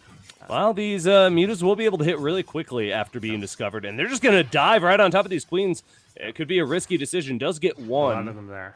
That's nice, but the spore crawlers are up now, so I think that the mutas shouldn't do too much. I don't know. There's only one spore per base. It actually isn't a huge spore defense. Yeah, Hydrodon just completed though, so Hydras are on the production tab. So that's going to help quite a bit. He did actually pick off, I think, 3 queens in total, which is pretty good, but he didn't do any economic advantage. Yeah, none. No drones killed, nothing like that. Ooh, needs to be careful with the mute. Is going to start flying into a lot of queens here. Actually, might just commit. This could be big if you can get all the queens. Yeah, you usually don't want to fight with queens away from spores, so that's actually good for the mutas to take those fights. Yeah. Hydra's starting to pop out now, though, so the muta's time, I think, is limited. And look at it. Eris just has such a supply lead. It was what I was talking about earlier. Eris saw the mutas, instantly got spores, instantly started getting hydras, and now has pretty much the appropriate defense to deal with it and keep it at bay. He's also now getting the infestation pit. There's a big engage. He has to pull away that was not a good fight that for the was way too the much mutas. to go into. Yeah. Still a lot of mutas, though. They got out, so... He can control the space with it. I like that he's trying to clear out the creep. Often in a ZVZ, you don't see as much of that because they're like creep is creep, like whatever, but it's vision, particularly for bots. A lot of active tumors have been picked off. Yeah, and it allows them to do this sort of swing down to the low side to go after the space and get the outliers. But yeah, an infestation pit, I think, has finished now. Yeah, definitely. Pathogen glands is on the way. Yep. So a bot-controlled infester with a bunch of mutas on the map can be really, really dangerous. Oh, the mutas are going to melt. I mean, there's more hydras than mutas, I feel like, at this point. So they can barely engage. They're doing a great job at picking off some of the edges of this army here, getting a unit here or there. But there's so much here for Eris that is going to be a really hard hold for Winkle. It's going to be a full commit with the Mutalisks to try to keep these Hydralisks at bay. Yeah, we didn't see it either, but all of Winkle's bases were under attack on the minimap. I couldn't tell exactly what was going on there, but I saw a lot of flashing in both the main, natural, and 4th base. He will push a lot back. The Hydras didn't come in a big pack. They kind of strung in, and he was able to take a bunch out. Wow, great muta control, yeah. But yeah, there is this going on. The roaches going after individual drones, and if you look at the worker count, we're at 54 to 87. So Eris is able to just replace a lot more efficiently, and he's going Eris after can the just high trade. effect, too. Yeah, even if Eris loses an engagement not so cost effectively, it's not that big of a deal for him. Yeah, these roaches are staying alive, some of them. Yeah, so it was are those bird banelings? They are. Yeah. There they are. I mean, there's not really anything on the ground for them to kill them. It's all mutas. Yeah. I just got excited that we saw it. All right, here we go. Mutas once again actually will take a favorable engagement. There's not enough anti-air. A few more hydras trickling in, but the mutas can stick around actually. Yeah, he's not clumped to like all the hydras in one spot. Coming in now against the bigger force here. We'll try and push them out. But even though those are good fights for the mutas, as long as you're picking off like a couple mutas here and there, the larger economy can make a big deal. And then the Broad Roaches keep pulling the mutas back. Yeah, these counterattacks going after the worker lines. He's still at 50-something workers. And yeah, if you just got mutas like chasing down lings, that's just inefficient use of time more than anything. A little, but the lings are so afraid. Normally, when you commit like this right now, the lings should just go in and target something down. Even if they get killed, they're pulling the mutas back, that kind of thing. But the second the mutas come back home, the Zerglings just take off. They're like, oh, mutas got to get out of here. Whereas, like, if it was a human player, they'd probably just commit and kill a couple things, get into the worker line, do some damage. So this is just buying Winkle more time to build up more mutas, honestly. And but this is to a critical it muta is. ball. It's just is that what you want in the Oh, there's Vipers the out Vipers now. out there. Yeah, the Viper, the Infestor. Like, there's a few things that can end up being the end of the mutas. This is actually a big deal by the Zerglings. The main goal of these Zerglings is to keep the mutas distracted. Yeah. It's much better to do that than to run into the base, kill a couple That's workers, a good point. and die Yeah, off. they're doing a great job at buying time for Eris. Because I think time helps Eris more. He's got the bigger economy. You know, he needs to get up in anti-air force because for a long time the mutas were enough to kill everything on the ground. You know, 8 Hydras aren't going to do much against 35 mutas or whatever it is, 25 mutas. I am very impressed, though. Winkle has actually taken the supply lead through all of this. So despite being kind of stuck on 4 bases, Winkle's keeping up there. And he's got that muta ball growing. So. Yeah, exactly, and is still and got that worker count up to even again. One juicy parasitic bomb, though. Oh, yeah, that's it. End it. A juicy bomb, a big fungal, something like that. There's a few things that could just end this instantly for sure. Because Winkle is doing a lot of grouping up with the mutas. There's a lot of balling going on here. Here we go. A little bit of spreading.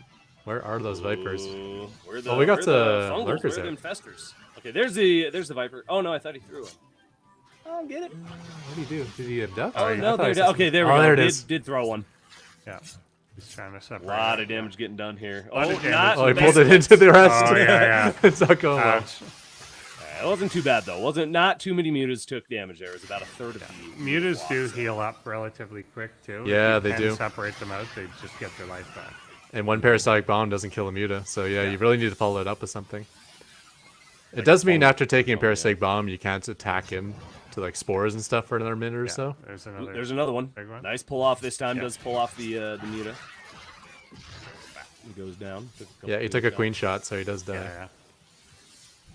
All right, well, this is neck and neck still. Winkle is right at 200 supply. Eris trailing just behind, and a lot of damage getting here. I'm starting to think that these mutas might be enough to deal with this. Eris has gotten a couple of parasitic bombs off, but nothing good enough to stop this. I'm surprised at the lack of infestor. Yeah, where are the infestors? That's such a common thing for Eris to do, and it would shut this down. Oh, yeah. Like super well. Immediately. Yeah. But he's just not doing it.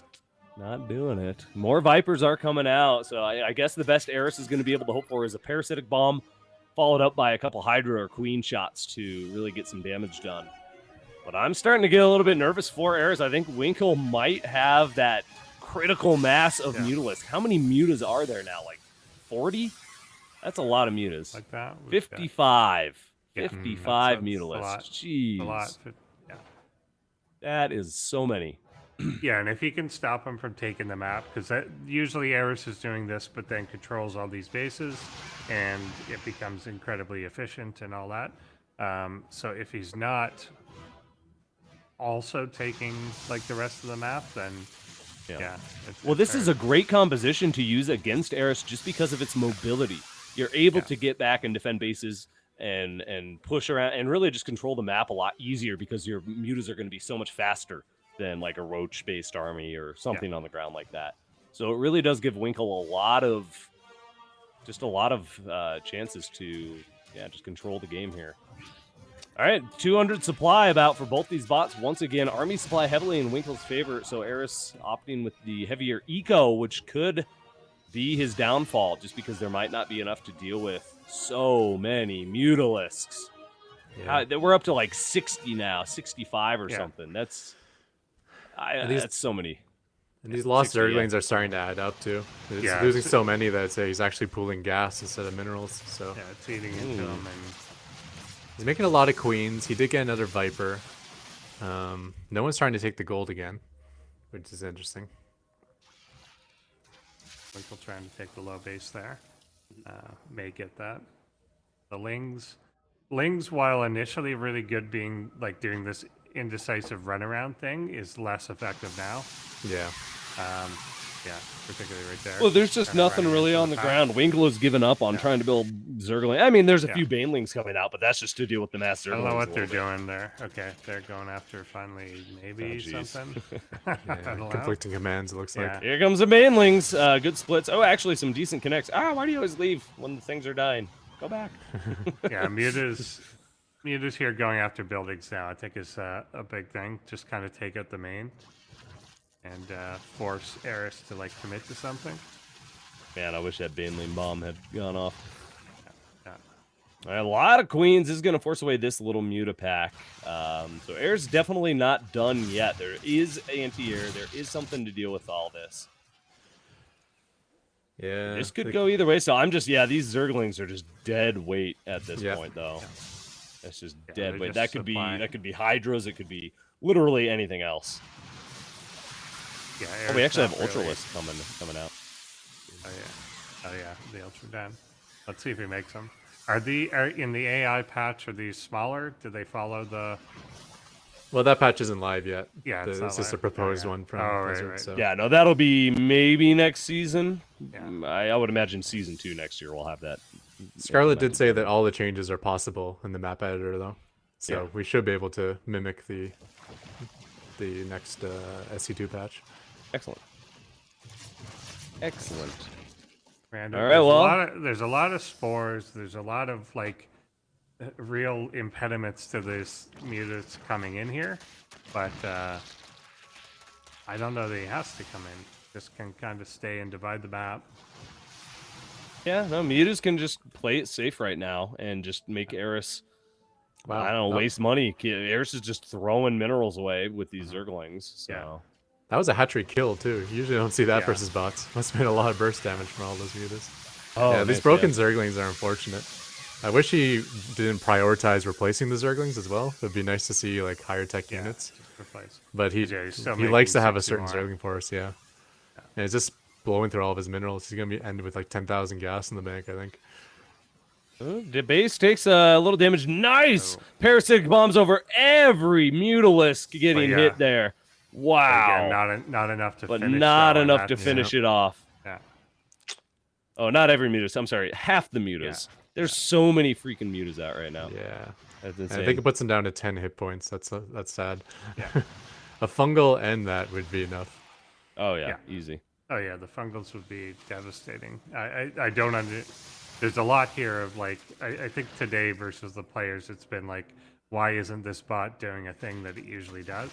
And whether it's maps or real time or whatever, like it is strange that he's not making infestors. Yeah. And this Zerglings is just gonna be a death zone. Yeah. Like, what's the Zergling kill count? If we can see the units lost tab. 600 Zerglings down. Yeah, that is expensive, even for Zerglings.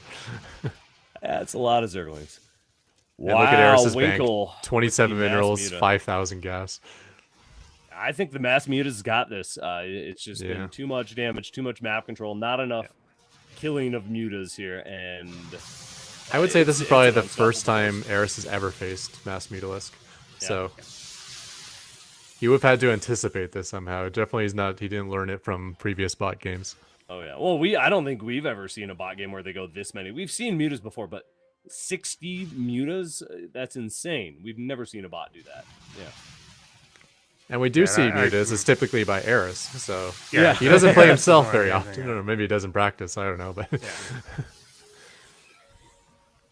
Yeah, and I could say I've done not this, but like done mass muta against Eris before. But the key is hitting before he realizes that they're there, and then you just kind of win. But in this case, Winkle did reveal them before getting them to Eris's base, and so couldn't finish the game with them, but is now just bleeding him out. So yeah, it is a bit of a weakness. And it looks like Winkle has no interest in like finishing the game. Yeah. He's like, I'm just happy to Just kill hundreds of Zerglings time after time after time, because eventually that's going to turn out really well for me. Yeah, well, he's just waiting for that moment where, Eris won't all of a sudden be able to replace Zerglings, which we're pretty much at that point. I think Eris is starting to get a little mined out here. That mineral bank is low. Yeah. Especially bad when the Zerglings are bugged, you know. Yeah, I There's- don't know. there's Yeah, had bumping these around. been actually running in and suiciding 4 buildings for workers for whatever, it might be a different story, but they're just not working. What an amazing game between these two, though. Very neck and neck for a little bit. Yeah. It's really interesting to see like the reaction of Eris for something he's probably never faced before, and he still gets, transitions into Hydras, gets Parasitic Bomb, ups his Queen count, gets a bunch of spores. It's a nice reaction for what's probably a brand new build. Yeah. Yeah, no, just a couple fungals would have changed the game, for sure. Yeah. Or just less Zerglings, more Hydras, stuff like that. Definitely a few ways to go about it, but... Yeah, for sure. If you have like 25 Hydras and then you land those Parasitic Bombs, what are the mutants going to do? Continue fighting and just instantly die, or pull back and let you kill a couple bases. Those are the two bad options. And what happens to the display when it hits 1,000 kills on a unit? I don't know. That's a good question. That's a lot of kills. Let's as we speed up, let's just watch the units lost out. Let's see how many Zerglings that the final number will end up being. 710. Yeah, and only 60 that'll be Hydras are made compared to 700 Zerglings. That's sad. Yeah, if those had all been Zerglings. Look how much gas is there, too. Yeah, Eris could have absolutely turned those into Hydralisks instead. Yeah, I predicted 0 minerals and 10,000 gas, and then you get pretty close to that at the end. Well, awesome game, awesome series. The humans and that's have the win for prevailed. the meatbags. The meatbags, only because we rigged it, but yeah. Gonna start. All right. Well, we're gonna do. We're gonna talk about a couple things before we go to a break here. Thank you all once again for tuning into our grand finals here. That was our humans versus bots show match, and the humans will take it 3-2. So a good job, meatbags. We prevail once more. But the bots looking very strong, and I have no doubt if we put them on proper maps, they would look even stronger. So keep an eye out for that. We'll keep working hard behind the scenes to update the maps, update the clients, keep everything as up to date as possible. So when you go play against these bots, you have the best time possible. And again, links are below us to download and play against those 5 bots you just saw here today. Yeah. And make sure you go have a nice chat with Sharkbot if you want to get flamed on the internet or whatever. Yes. Lovely bot. Lovely bot there. Even Micro Machine, or who? Not Micro. Was it -0 throwing down some trash talk too? Right. You bots are getting cheeky. All right, good job. Thank you to all the authors who were able to get those working. Ketrock, thank you. Mind Me, Shark Nice, Rasper, and I Don't Code This Game, and who was the last one? Oh, Raph and Unusual. Can't forget Micro Machine. I don't think they did anything special for this one though. I think it's just the they were one of the first to set it up originally. Yeah. So, yeah. But still, thank you for doing that and getting it, letting us play against your bot. A lot of fun. But yeah, go play against them and do that. But we're gonna go to a quick little break here before we hop into our final event, our best of 7 grand finals between -0 and Eris. A rematch of the century here. Last season they went toe to toe, and -0 came out on top in game 7 between those two. So this is gonna be interesting. I'm nervous. It's gonna either be just a one-sided 4-0, or I don't know. I'm hoping we get another ace match this season.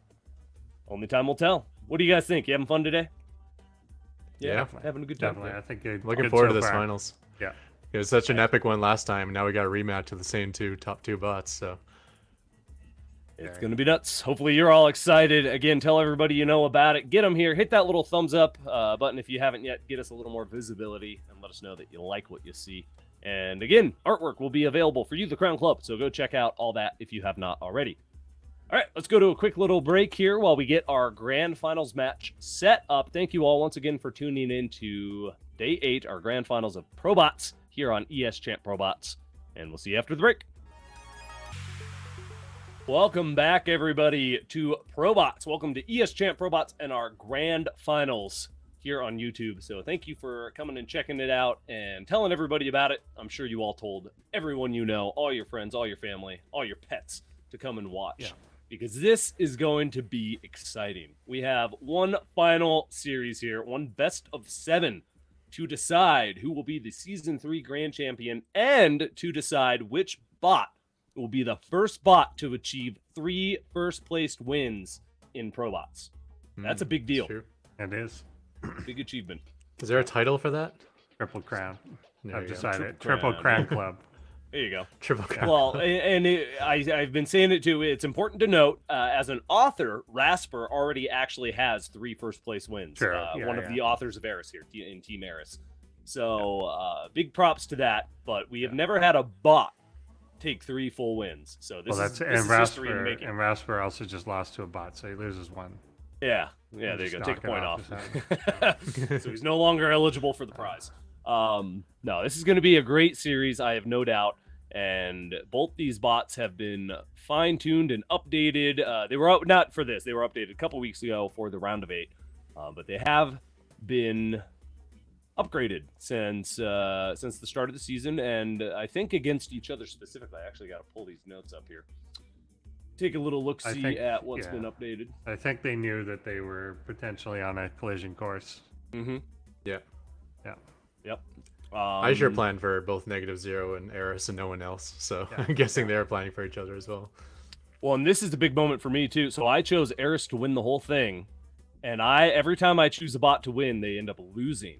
So the fact Eris has even made it this far is a testament to that. Maybe it's not me. Maybe I'm not jinxed, and this will prove it. And maybe somebody just copies my prediction. Awesome. Anyway, here's Eris. Yeah, we saw -0. Oh, there's Eris. He's gone. That's fine.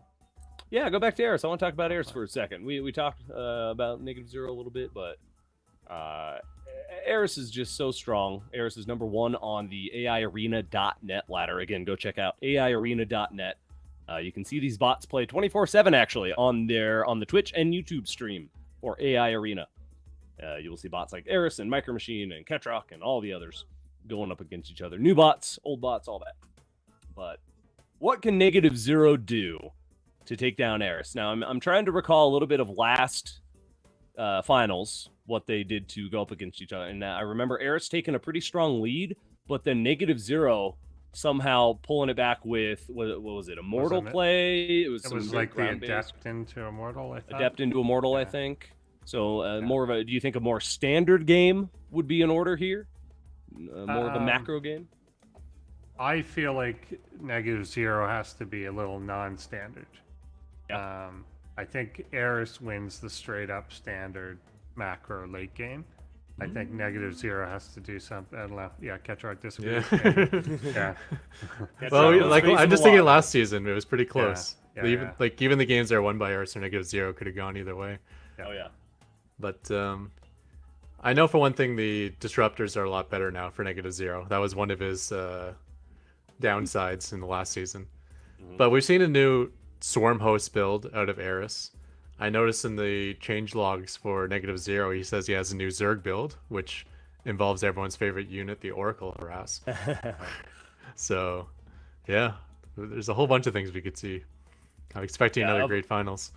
Of all the bots, these 2 bots can absolutely take it to the late game, use every unit in its arsenal, and I have no doubt give us an exciting match here. So, again, tell everybody to get in here. This is about to start our final best of 7 of the year. We're about to wrap up Season 3 here on ES Champ ProBot. So thank you, everybody, again, for sticking with us and coming and watching these games with us. Hopefully you've had fun. And hopefully, if you're a new bot author, you've been inspired to go make a bot and stick it on the ladder over at AIarena.net and potentially qualify for ProBots. Every season, we get a few new bots in here. So it's an absolutely achievable goal. Just go check out some of our tutorial videos. There's a lot of resources available in the Discord. You can go chat with other authors and a lot of frameworks that you can download to get your bot started. So go check it all out. Hopefully we'll see you on the ladder. But I think it's time, you guys. Let's go ahead and dive into our final best of 7 here, our final match to decide who the victor will be, who will have the first time getting a 3rd ProBots title here on ES Champ. So let's go and dive into it now. Thank you all for being here.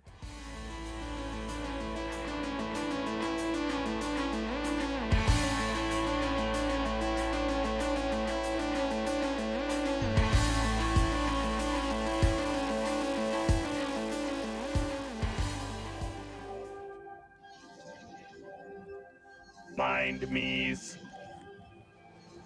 -0. Team Eris's. Eris.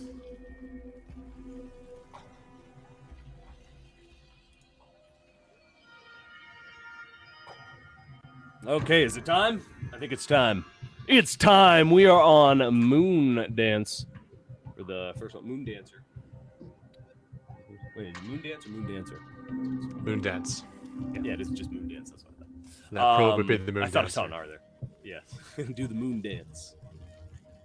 All right, well, let's see how this shapes up here. Again, I think that we are going to see an amazing, at least a few amazing late game scenarios where both these bots just have control of half the map, just going war of attrition, essentially. I think we're going to have just crazy engagements. I don't know, I could be making this all up. We could have quick 5-minute games every single game here, but I think we're going to get into some later game scenarios here. What do you guys think? I'm gonna guess the game plan for these bots are like, let's just play my best standard game I can, and then if things go wrong, then I'm gonna bring out my secret tricks. Yeah, Because I think they That both makes got the sense. That secret makes tricks sense. coming. Yeah. So you think whoever loses first is going to start cheesing? I think if Eris loses, we might see Swarm Hosts. I think if -0 loses, we might see some whatever his new build is, which we haven't seen yet.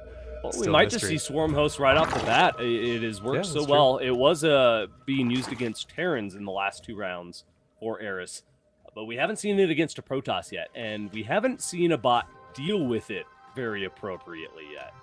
Yeah, and assuming the build works the same versus Protoss, I believe we would have seen a second gas by now if it were going to be the Swarm Host opener.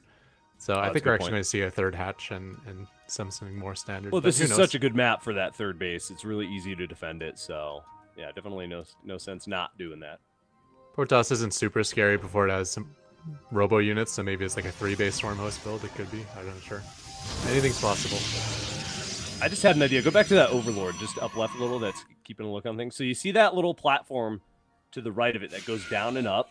What if you had platforms like that on a map where it turned into high ground, but then came back down and was low ground? That And then, would be like, could kinda go up neat. to high ground. Like, it would just periodically go up and down. Elevator into your interesting. main base. Yeah, like an elevator Who into needs your main Reapers? base. That could be interesting. Or yeah, like it's a Reaper ledge, but it only goes up and down every now and then or something. Oh, so you can you only know use what it would be every now and really? Well, it's put back Zelnaga towers, and it goes up if you control the tower, and down if you don't. Oh, there you go. elevator That switch. would be really cool. Yeah, so you can control it. All right, well, here we go. First Adept is in the mineral line, getting a few pokes off. No kills just yet. But -0 is going to see everything that's going on and see that there's nothing really to worry about just yet. Harris is just doing a very solid macro stop. I'm surprised that we haven't seen that third base yet, actually, out of Harris. Still just sitting on 2 base and droning up here. Oh, Dep goes down. Oh, there was a Right. cancel. Something got canceled. Very nice micro. He was pulling back the drones as soon as they got Yeah. hit. He was even pulling back Zerglings as soon as they got hit, which Phenomenal bought micro. time for Queens to get out there. There was still some economic damage as he pulled maybe like 6 or 7 drones off the line and before waiting for that Adept to die. But Better than just a losing minor 6 or 7 interruption. drones. Yeah. yeah, for sure. Probably better than even losing like 2 drones, right? Oh, Like, yeah, way better. Yeah. For sure. All right, well, I'm starting to get excited for this creep spread as well. by the We've seen way- our Zerg bots just creep like crazy. Yeah, there is no third base and there is 4 gas taken. So I think you're correct, Andy. I think we might be seeing There it is, yeah. Swarm Hosts in the future. There is the there infestation they are. pit and there's the Swarm Host. Yeah. Bada boom. So a 2-base Swarm Host rush. I feel like Eris still went to 3 bases with the Swarm Host builds last time. Was it not 2 days ago? He will expand beyond this, but First, it's a yeah. 2-base opener. Yeah. Just 2-base opener? Okay, yeah. I must just be remembering it wrong. But we'll see if -0 can get the proper tools out to deal with this. I don't think there's a Robo Bay yet, right? Or facility. Yeah. And like no bot authors faced a strong Swarm Oh, Host there's play one. I'm before. sorry. There's one. And it takes a really There's different an type of observer play. is coming. Yeah. Takes what? It takes a really different type of play style to play against Swarm Hosts. You need to make a composition that can fight Locusts without losing a bunch of army supply. So for Terran, you want to like always be engaging with a lot of Hellbats, and since no one's ever faced Swarm Hosts before, I'm not sure if that sort of Yeah, the really logic is in there. dangerous part is where the swarm hosts are going to be coming in at that Nidus. The first thing that they're going to be attacking is the Stargate, the Robo. Although Oh, they just, actually get caught here, if though. they just One wander up zealot. here, then never mind. But I was What are they expecting doing? them to stay on this low ground and attack. Well, so we've seen that, but I think the rest of them are going to walk across. We see that Nidus go down, but I feel like a couple days ago when Eris was doing this against Micro Machine, the Nidus didn't even get used initially, right? Yeah. Like they just walked across the map anyway. So they're but there here we now. go. Yeah, they're there now. They're gonna. But there's an up. observer out and a decent little force to deal with this. Oh, What's going the on? locusts They're- aren't landing because of the stalker? No, Is they're that trying to they're attack afraid- the Okay, there observer, it I is. think. I think that's what happened. Oh, you think they were going for the observer? Yeah, they're Oh, stuttering over the interesting. observer. Oh, that could be interesting. Oh, nice little Wow, pickup that by could- the Phoenix. That's a new feature from -0. I don't think What it if ever that's was Phoenix over unintentionally the best defense against swarm hosts ever is just observers?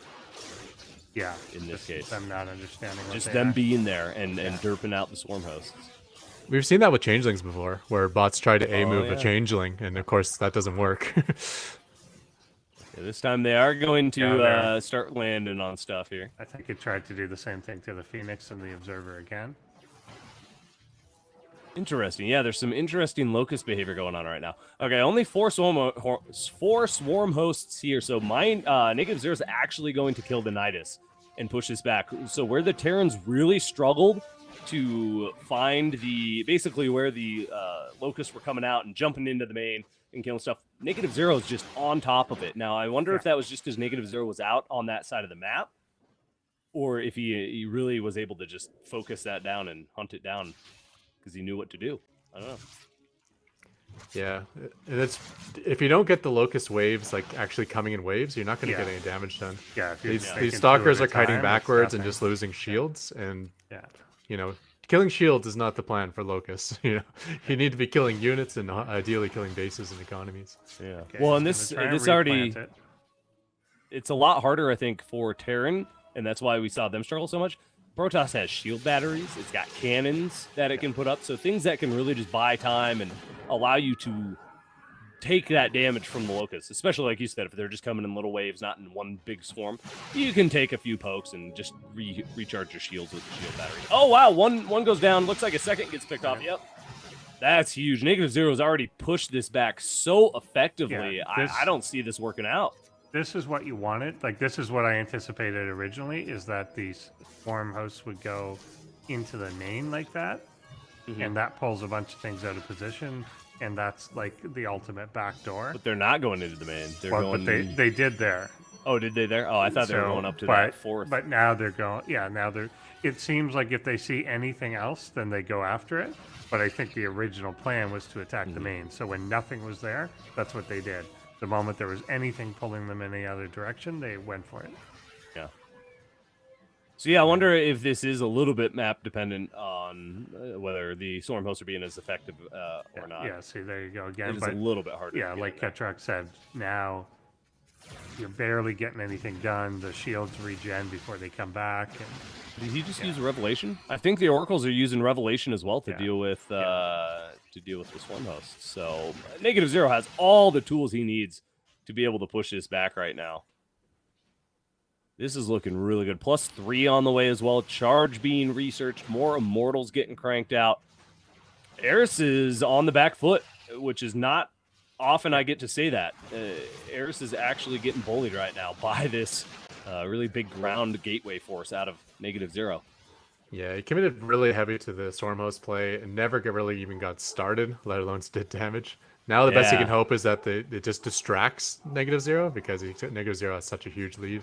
But it doesn't seem like that's happening with this attack is coming in and just walking over Eris. Oh my Wow, goodness. this is looking so much more decisive out of -0 as far as engaging and just pushing onto the space. Not afraid of being on creep. He's very deep on creep right now, but there's so many stalkers with blink, with all the tools they need that this base will fall. That base is done. Oh, loses the observer though. So now Oh. these burrowed roaches at least get to survive. Wait, no, there's Minor victories. one No, more there's there. another one. Oh, there's Must be another oracles one. with Yeah, that's Revelation fine. as well. yeah, I thought he was getting poked. Anyway, been yeah, one, no, yeah. -0's barreling you through. see him coming in. He's eventually going to get that pylon. Oh, is he going to stop the upgrade? Oh, he Yeah. does. Only temporarily, though. I like the disruptor ball. Trying to deal with it. All right, so a nice little delay there, but it doesn't change much. Doesn't change anything, really. -0 will still push through and take out this base by the looks of it, and there is just nothing left for Eris to defend. The Swarm hosts were not as effective against Protoss at all. Like this, it almost seemed like -0 has dealt with this a million times before. I think, and I wonder how much is the happenstance. He just happened to be there when exactly. it came out, and then the like again, that weird little observer glitchy thing. Had that first round of locusts landed, would they have taken out a bunch of units and it would have been fine? Well, the observer being there was huge too, because again, I keep referencing the Terrans again. There was no Ravens out initially, I think, when the Swarm hosts were hitting, so they just didn't know what to do. You know, all of a sudden these locust spirits like, oh well, I'll fight the locusts, but I don't know, you know, where they're coming from or what's going on. But this time, with that observer right there, he's like, oh, I see your Swarm hosts. I'm gonna now chase them down and kill them because I see them. So. For Nicely done. -0 will take game number 1. Last season's champ is looking like he wants to take it all. He wants to remain the king of ProBots here for 2 seasons in a row. We've never had 2 bots win 2 seasons in a row either. So -0 could be making double history here today if he takes the win. But it's not over yet. I'm along Ketrock's line of thinking that Eris is going to bust something cheeky out and try to make something happen here in game. I think that was the cheeky. So my guess is he's going back to what we expect. Yeah, I think it goes to standard now too. He just does that? And it's almost disappointing because I now kind of want to see, will he go back to that? Because I think it was kind of happenstance that it didn't work. A little map dependent. Yep. A lot of things went wrong for Eris at the start there. Like half of his Swarm hosts stayed at home. One stalker killed 2 Swarm hosts that were just like couldn't confuse with the observer nearby. Like if he never really got like the initial wave of here's 7 Swarm hosts worth of locusts coming in towards your base. Like that's supposed to be the start, and it never even happened. Yeah, because there was so much vulnerability at the beginning. Like I was with the Nidus coming up, I'm like, there's the Robo, the Stargate, 2 gateways all on an Artosis pylon that is about to get hit, and then the Locust just went, and they didn't know what to do. But had that been hit, it's impression totally I've ever different. seen. That was great. Yeah. But without the Locust wave, the kiting stalkers did tremendously well, as they can move faster and they can outrange the Locusts. So if you're only shooting like 2 or 3 Locusts at a time, it doesn't do anything. Oh yeah, you got shield batteries to fall back onto, and that's good stuff. All right, well we got game number 2 loaded up here. Again, this is a best of 7, so still plenty of time for Eris to turn things around. And again, if it's anything like last season, we cannot predict this until the very end when it's all said and done. This could very easily go to game 7 once again. Well, let's see how this shapes up in game number 2 and see who can take the win here.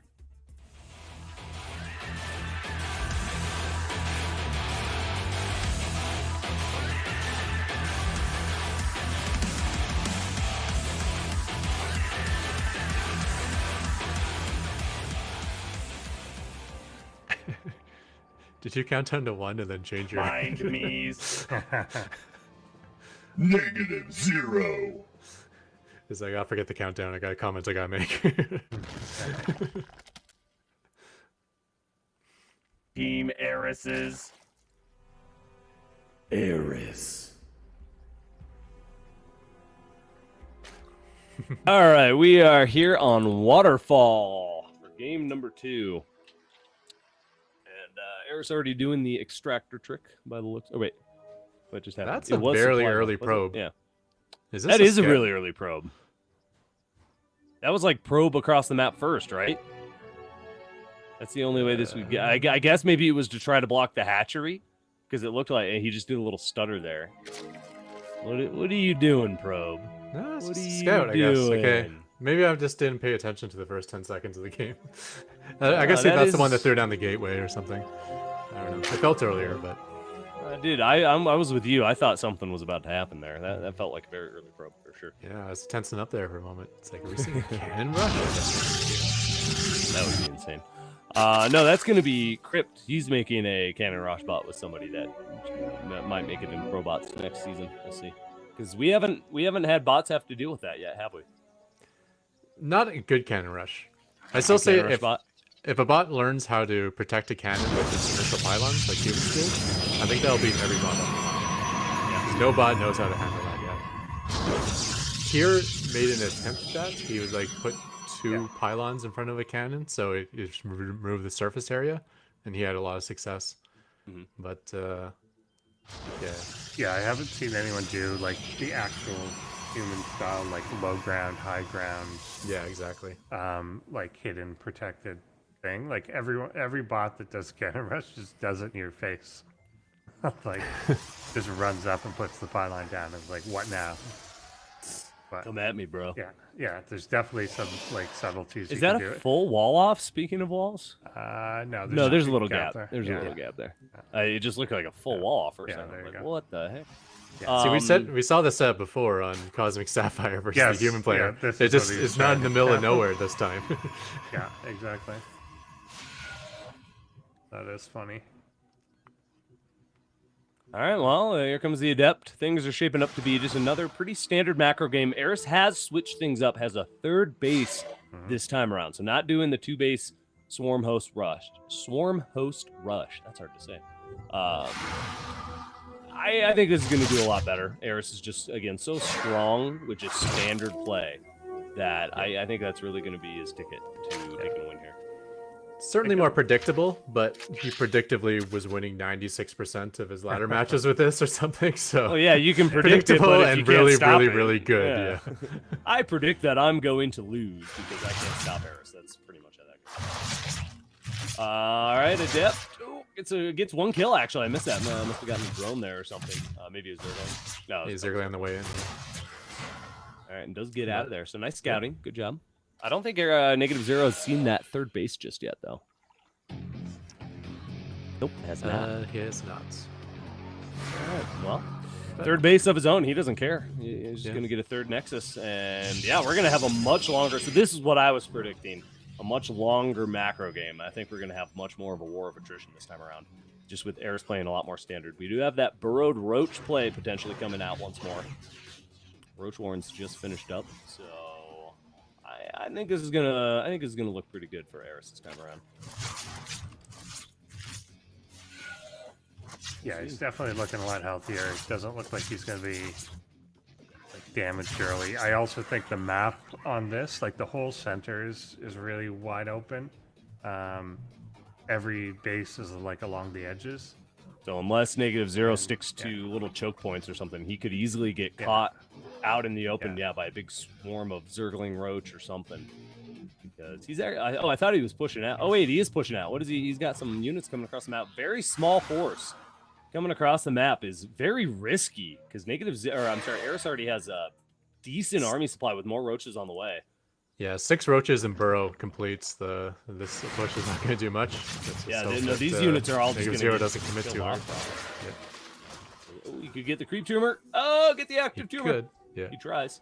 Roaches are actually a little bit afraid to engage themselves here. I think once they commit, though, they'll realize, oh, this is not good cancel. Yeah, that's already more damage than I nice. thought it would get. Yeah, very good, very good. Negative Zero, all right, yeah, with such a small force, actually does get something substantial. Scouts to third base as well. I guess they're going to try to get a little bit of drone harass. I don't think they're going to get any kills, though. Yeah, there's too many roaches. Oh, maybe. One low? Oh, it's Burrow. Can't do it against Burrow. Nope. That Burrow's too good. That's one thing we gotta do in the bot meta is start pairing up our harassers. Like 2 Adepts so you can one-shot a drone, 2 Banshees so you can one-shot a probe, things like that. Yeah. Because the bot micro pulling back workers is very strong. I think it was Tyr in the past has done Adept run-bys where his Adepts are really effective at targeting things down. Why is he scared of those 2 Zealots? Zealots are scary, dude. I would run away from a Zealot if I ever saw one. Slice you up. Upgrade complete. He's trying to get that Overlord. Yeah. Wait, why can't he see that? I thought he had he had an Observer, but it went too far. It went by. Yeah. I would like to see Protoss start using Hallucinated Phoenix to dislodge those Overlords. Oh, that would be good. Yeah. Yeah. Well, even just for scouting and just map control, yeah, just send hallucinations out. And you can Oh, they never do be that. caught by surprise. That's why Yeah, it gave me they the do do idea. that. He was Yeah, they scouting do with do the. that. Oh, yeah, here's yeah, one right like now. that. Yeah. There's that. Yeah. Sees all the roaches too. That's perfect timing for that. -0's in a good spot to be able to collapse down upon this and potentially shut it down. Cameron's going to buy a little bit of time. But it's also going to provide protection, which is very important. So as long as both one of those cannons survives, yeah. Useless at this point. Not useless, but it doesn't make it as helpful. Weird engagement here again, but he's picking off the stragglers trying to rejoin. I like how the roaches can burrow on the glass bridge. Yeah, That's that really is fun. funny. Yeah, sure. Glass bridge, I can dig in that. No, this is, the roaches are not being as aggressive as they should be. They could easily target stuff down and just get big volleys off. And you have even potentially snapped that base with kind of how tentative -0's being. -0's not committing into the engagement either, but with good reason. He was being weirdly distracted by the ones joining from the left-hand side there. Oh, yeah. So he was looping around to kill them and then not going after the main force. Now he's going to but be able to here start now they're engaging the main force here. Yeah. Now the reinforcements are coming in from the right side instead, and he's going nice to be able to build up a little more. Oh, he's got I two think the disruptor disruptors. he killed a changeling, I believe, with the first. Oh, was that I disruptor thought it was shot. a roach. It might have been a roach. I'm not sure, but I think it was a changeling. That'd be funny. Yeah, with that immortal, these immortals are huge. 3 against immortals, this purely roach composition as well. So good choices out of out of -0. Well, So when out the of roaches -0. charge in, the gateway units move backwards. So the roaches say, forget it, and then we just shoot the Nexus instead. Yeah. So it's roaches shooting Nexus and dying to these gateway units. Yeah. So the gateway count's not actually getting smaller. And yeah, it's looking really good for -0. Eris needs to transition out of this. More and more roaches are being produced, but the immortal count is starting to stack up, and that's with disruptors and immortals. Roaches will never cut it. Hey, nice creep spread there. This is just Doesn't really do anything, but Yeah, other it's than just a getting vision BM of it. move. Yeah, it's just BM move. Yeah. You know, that should be if overlords creep on your building for too long, the building becomes infested, like in Brood War. It should like corrode it or Like it should do corrode it or something, yeah. If you leave There it is there one too little long. trick you can do with this. If you poop creep over it, Planetary Fortress, then a speedling will actually be fast enough to run circles around the fortress Oh, without yeah? the turret being able to catch it. Oh, that's hilarious. Nice. It'd be really funny to see.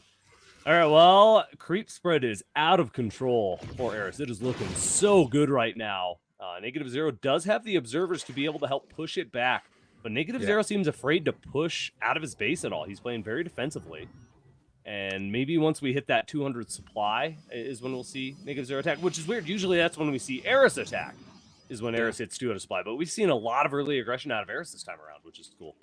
I don't mind that. He's got the 4-base economy. I say, yeah, you can sit afford it. back, get all those robo units, and then push out when you know you're Yeah, not play going it to safe. die easily. Although you don't want to have your disruptors go on their own. Okay. Versus one Zergling. Who wins that battle? Probably the Disruptor. All right, I think -0 is about ready to push out here and maybe start pushing some of this creep back. Again, he can see a lot of the tumors, so I'm surprised that he isn't even just like, oh, some units. Maybe I should just kind of push forward a little bit. But no, he's playing really defensively right now. Yeah. It's usually probably like an on and off switch for, when you're on offense or not. Yeah. And he's not on offense. So he's like, creep, you can do whatever you want at the moment. Yep, not a problem.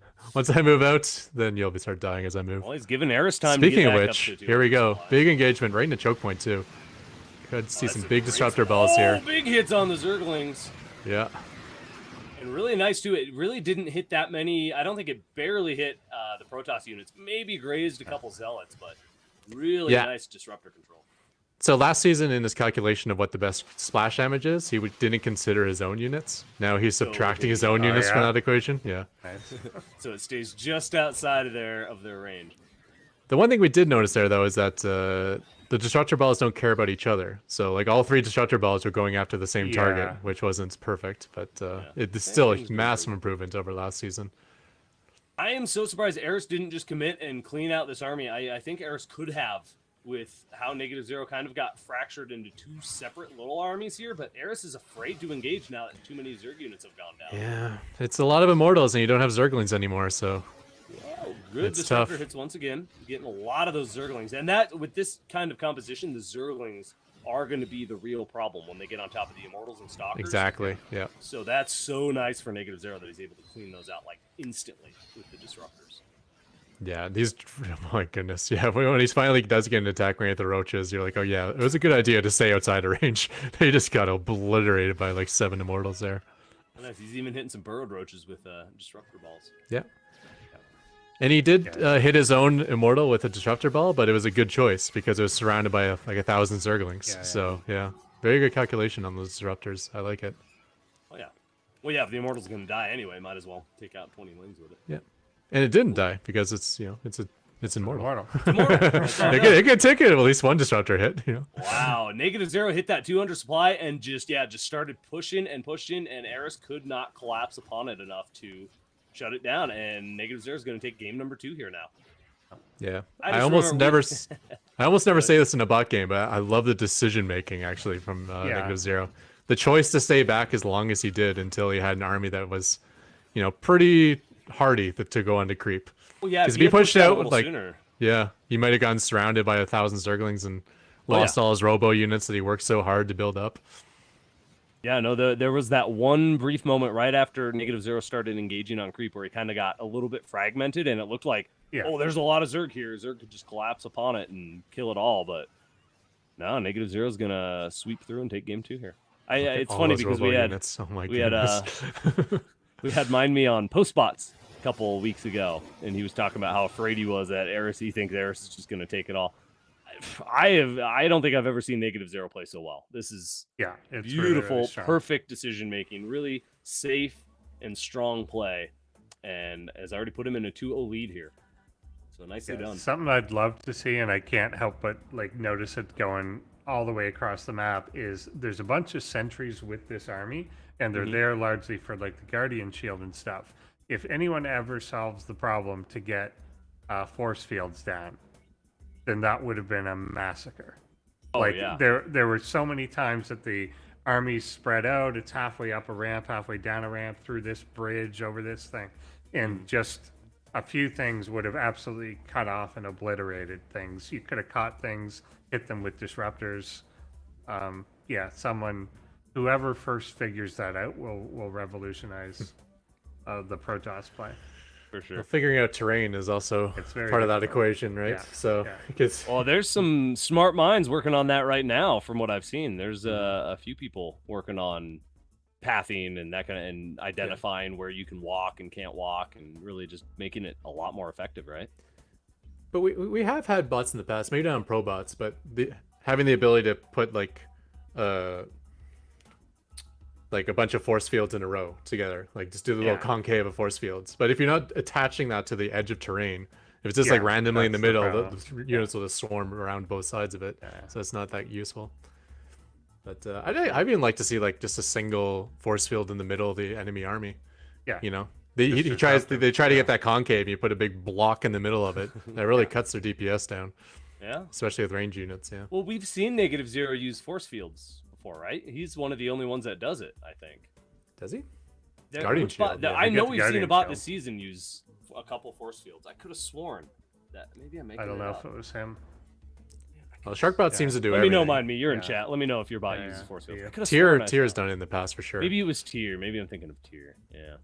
Anyway, we have got game number 3 loaded up and ready to go.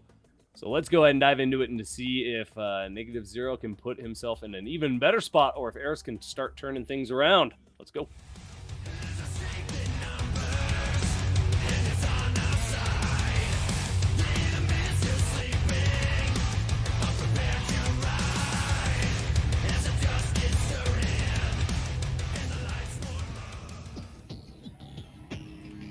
Find me's. -0.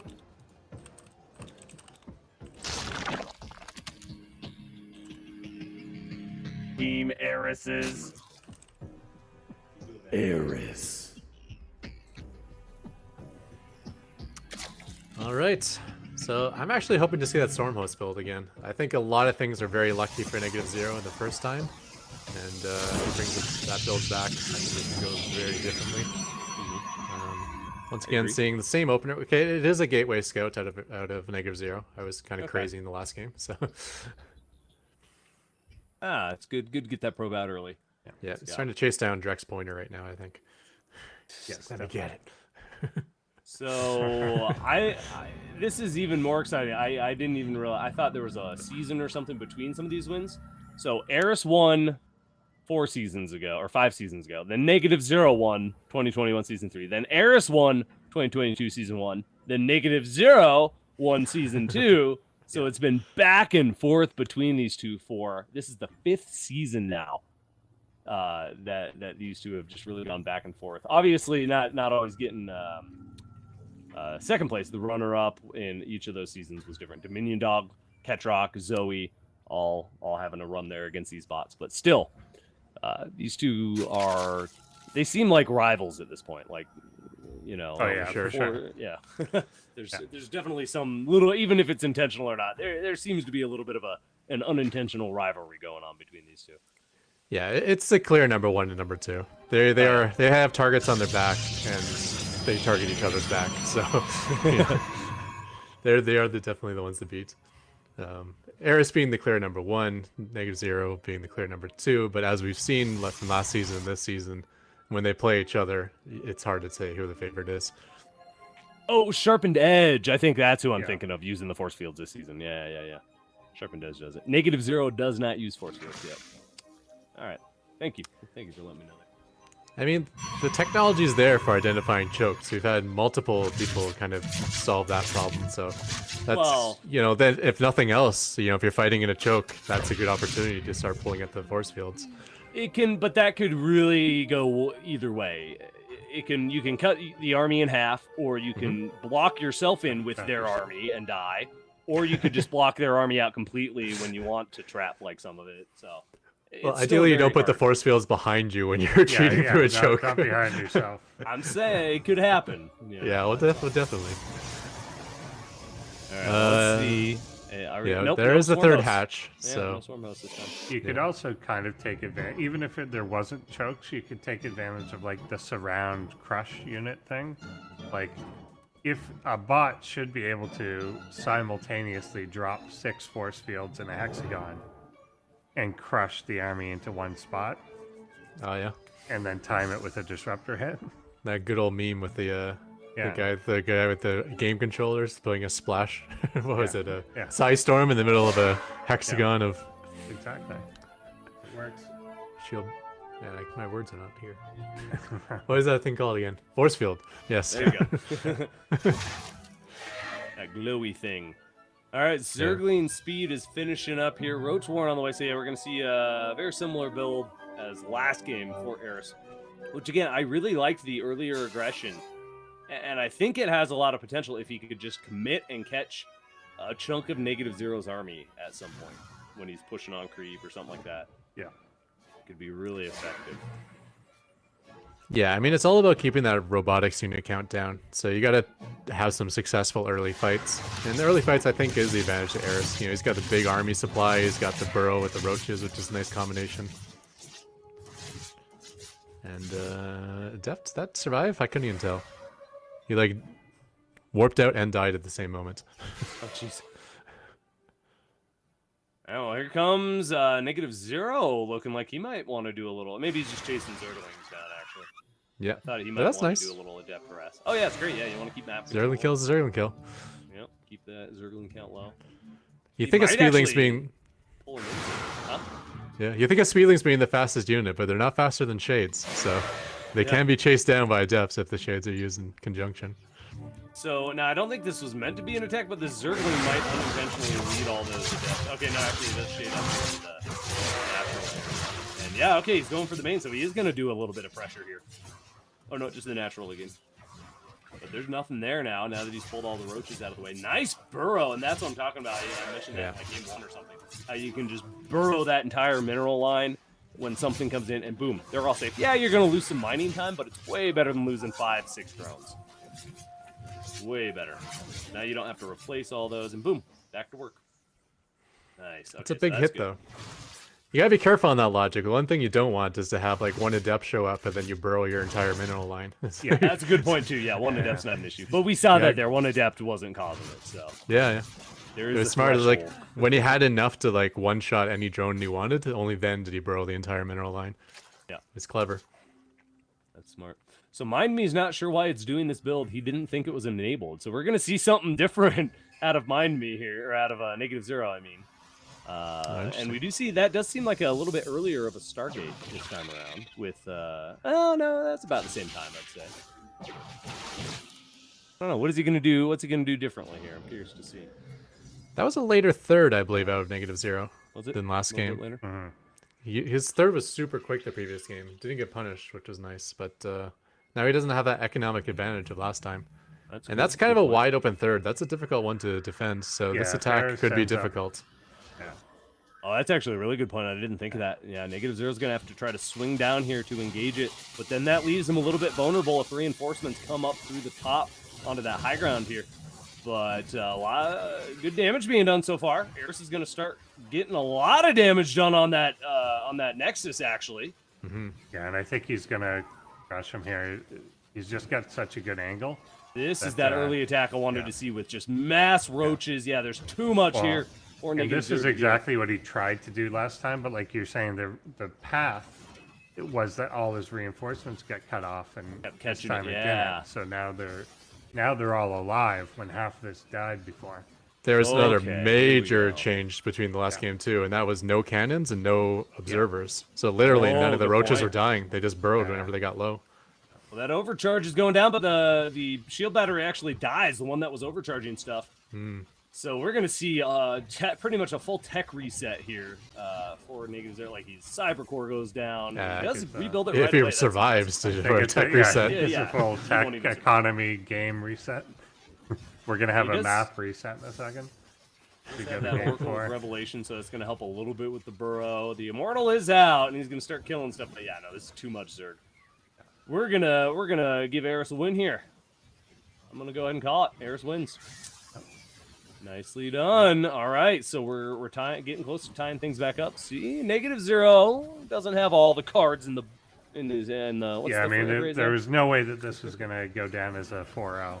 Yeah. Oh yeah. So. No, I didn't think it would. I was getting a little bit nervous there, but I was pretty confident that Eris would be able to at least turn this around a little bit.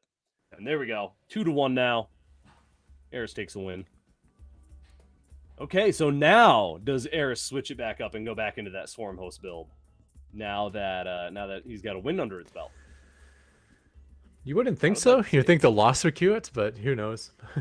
Yeah. You also kind of want to be unpredictable, right? You don't want your opponent to kind of guess the order of builds you'll be using, so it might almost maybe random. You never know. Yeah.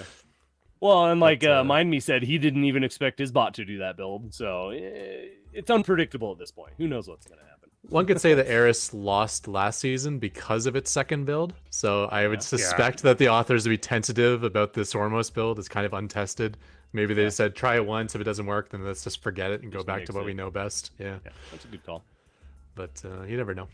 All right, well, we're going to get this next game loaded up. Again, a best of 7 here. Negative Zero currently up 2-1. So still needs a couple of wins here. And I'm curious to see if Negative Zero's not going to switch it up now that Negative Zero's taken his first loss. Yeah, are we going to see a Pro Brush or just something ridiculous? Pro Brush would be fun. I don't know about that, but Pro Brush would be fun. I mean, Negative Zero also used to do the proxy to depths. We haven't seen that really. So yeah, that's an option, something like that. For sure. I don't know. Yeah, you'd imagine that he would change it a little bit. Oh, all right. So yeah, we're getting some settings fixed up here, and then we'll be rolling. Some of these things, again, though, are build on build, and then it's map dependent. Yeah. Is again that third base being more opened, going a little sooner with everything, not having the cannons up. The path that you take can just really change the way that things go initially. And yeah, it was Negative Zero got the really early third in the first game, and then he was able to get up a couple of cannons. And while his ground army wasn't massive, he did have Immortals, and with the cannons in combination, and especially if you get shield battery at the expansion, it makes it so much easier to hold. But with no detection at all, you're literally not killing roaches anymore. So it's That's a big Helps issue. to have that for sure. Yeah. All right, well, we have got game number 4 loaded up, so let's go ahead and dive into it and see what these bots will do. Let's go.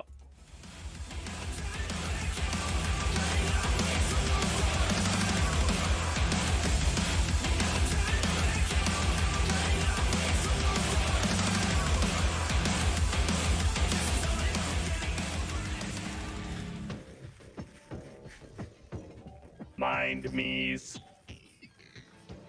-0.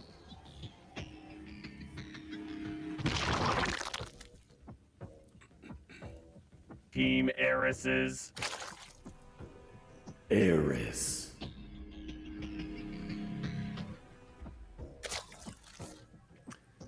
So now I'm thinking about the change log from -0. He has lost a game now. Yeah. And he did mention a new Zerg build that involves Oracle Harass. So Ooh. if we were to see it, I would suspect we would see it after a loss. But Yeah, all right. let's see how it goes. Keep our eye out. So apparently, yeah, that last build was supposed to be an adept build with proxy prism warpin. So I don't think we got to see the full potential of that one just because the roaches were there too quick and started barreling down. But that would be that could be a really good Zerg build, anti-Zerg build if it gets up and running. Obviously, Adept's super good, and if you've got that warp prism to keep warping them in and juggle them in and out of and keep them safe.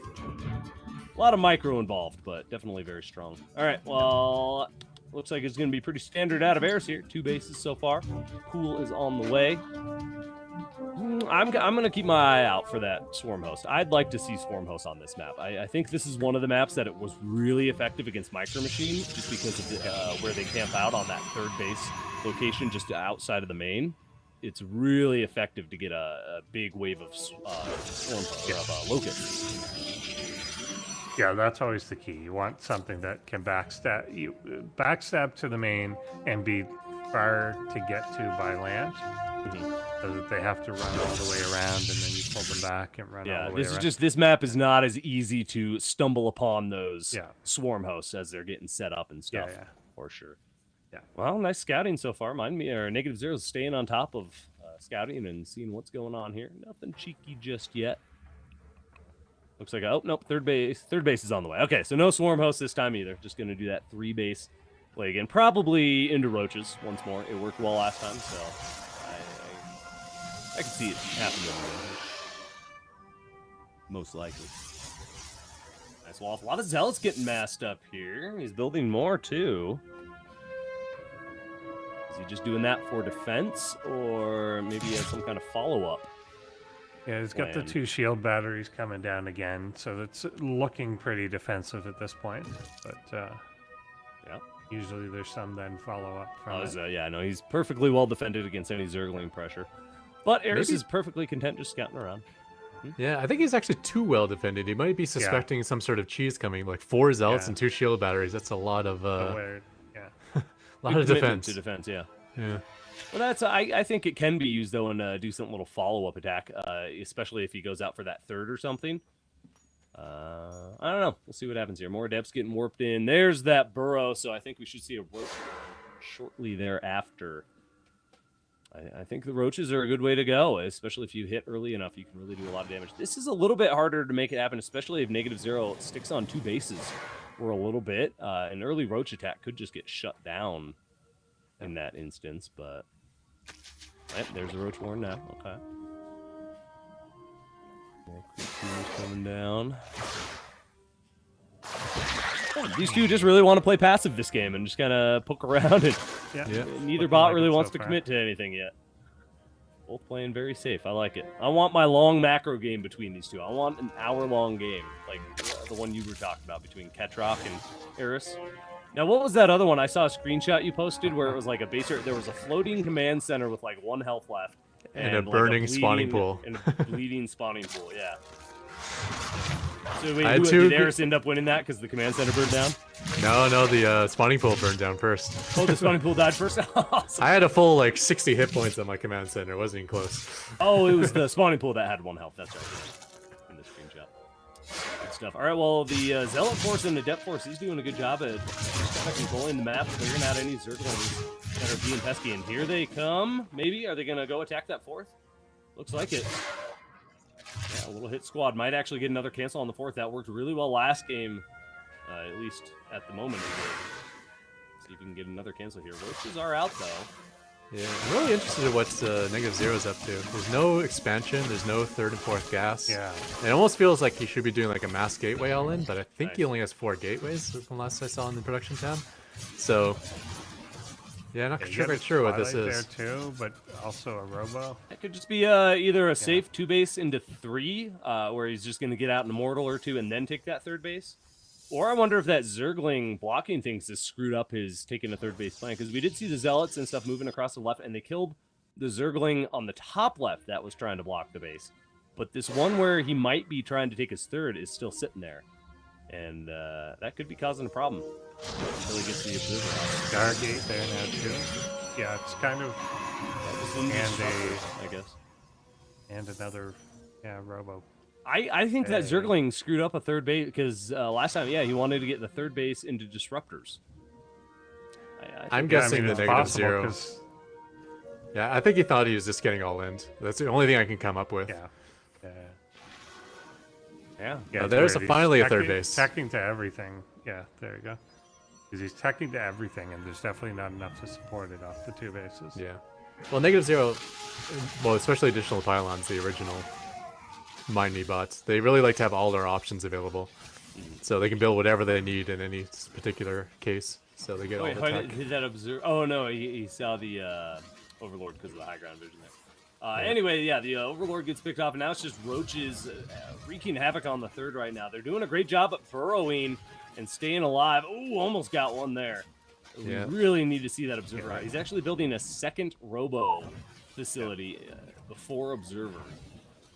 It's probably in response to seeing Mass Roach, which I kind of like, but he just doesn't have the economy. Oh to no, really this just Immortal's support it. caught on the outside of the red. Oh, Yeah. okay, he does get into the shield battery range. It's huge, but there's not a lot of energy left. He needs that Immortal needs Yeah, to get this is inside a the wall. lot right of now. roaches. It's way too many Yeah, roaches. okay, there we go. The Immortal does get inside the wall just barely, but this might be too many roaches still. It's way too many. Yeah, and especially with no detection, like he needs the best disruptor shot in the world. Okay, now he's Or- getting an Observer. But yeah, here comes the. We'll see if this is the best Disruptor shot in the world. It will need to be. And even with Burrow, the Disruptor could do a lot of damage. Shoot! Shoot, damn it! Yeah, he's not, Shoot! not firing. Oh no. Not firing. Not firing. What Nope, are you no doing? That is the juiciest clump of roaches you are ever gonna get, Disruptor. Oh, and he whiffs completely. Worst. Oh no. Unfortunate. Yeah, that could have been huge if he got one. Yeah. He could have gotten probably 2 Disruptor shots by this point. Yeah, oh, yeah. Right about I now mean, would be the second one. If he had That was fired odd how it immediately. didn't fire. I wonder. Yeah, I don't know why. what the logic it is was in behind the that. perfect. It was in the perfect situation. They could not have gotten away. It was too close, and they were. Well, it's ignoring something with Burrow. I think because he shot at a burrowed roach. I think. But when they're unburrowed, he's not shooting. So he's using them to clear out the burrow, maybe. Maybe when it's too many units, he like prefers to retreat, assuming that Yeah. if he shoots it, he'll just die. They'll die. Okay, there we go. He shoots at one roach and whiffs again. Oof. That is the most unfortunate disruptor I think I've ever seen. Yeah, looks like a doesn't little get work away. still needs to be done on it. Yeah. But all it right, so looked game great 2, in we'll game go to one, Airseer. yeah. This is all but over. So nice roach play. tired of Really, that. really putting -0 on the back foot right now. -0 cannot seem to handle Mass Roach, which is odd because he's doing a very heavy Immortal build. You think it would be just a direct counter to that. Well, but he can't handle Mass Roach on half the economy is the key. Yeah, right? that's the big key. Yeah. I think if we see like a game 1 sort of build, we'll see a whole different story on how these attacks go. Yeah. But he still got, say, an assimilator. He could win this one. Oh, no, Yeah. never mind. Oh well. Assimilator cannot do it. Apparently, the disruptor didn't shoot because it didn't think it would kill anything, as it was just anticipating the roaches running away, essentially. But he was so close to the roaches at that Yeah, it time. was so close. Yeah. There's no way they. Well, could but have that's run kind away. of the thing of it too. You want it to disrupt the roach so they do scatter and run away and that kind of thing, right? You want to use it as zone control a little bit, Yeah. even if you're not getting the biggest hits. That's I don't a know. happy byproduct for when you fail on it, but you normally want to get the big hit. Oh, that's right. I forgot in one of the updates, actually, Eris does a false Ling Flood build, and -0 could have wrongly read that Stuck and it for caught that, and like, yeah. oh, it's false Ling, it's a Ling Flood. I wonder what's he's scared of that set that off for -0. So it looks like a little bit of a sniperino on -0. Uh-oh. That is It's all tied up. We'll see. -0 and Eris are so strong because they work on one build that just can handle everything. But that also makes them predictable, and that can be exploited. And as we're seeing here, so I'll have to keep an eye on next game, like what Eris does to actually fake the Ling Flood. Yeah. We'll Does it keep just it build maybe a few just Lings early early, or is it? pool, or Maybe fake speed. gas. I don't know. Full timing, yeah. well, he gets speed. He wasn't faking speed either. Maybe it was just the few Zerglings with speed makes -0 think, oh, Zergling rush. I don't know. Well, we'll keep a close eye on that as we get game number 5 loaded up. Again, we're tied 2-2 now. Again, this could go either way. Mind me's getting a little bit nervous in chat there, but he said that before and come out on top, so I'm not gonna listen to that just yet. But yeah, let's go ahead and hop into game 5 and see what happens. See which bot will take the lead here as we're all tied up in this best of 7.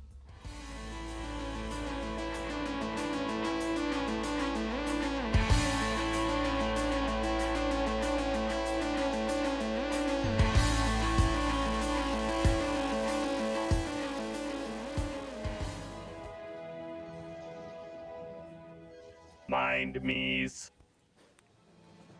-0.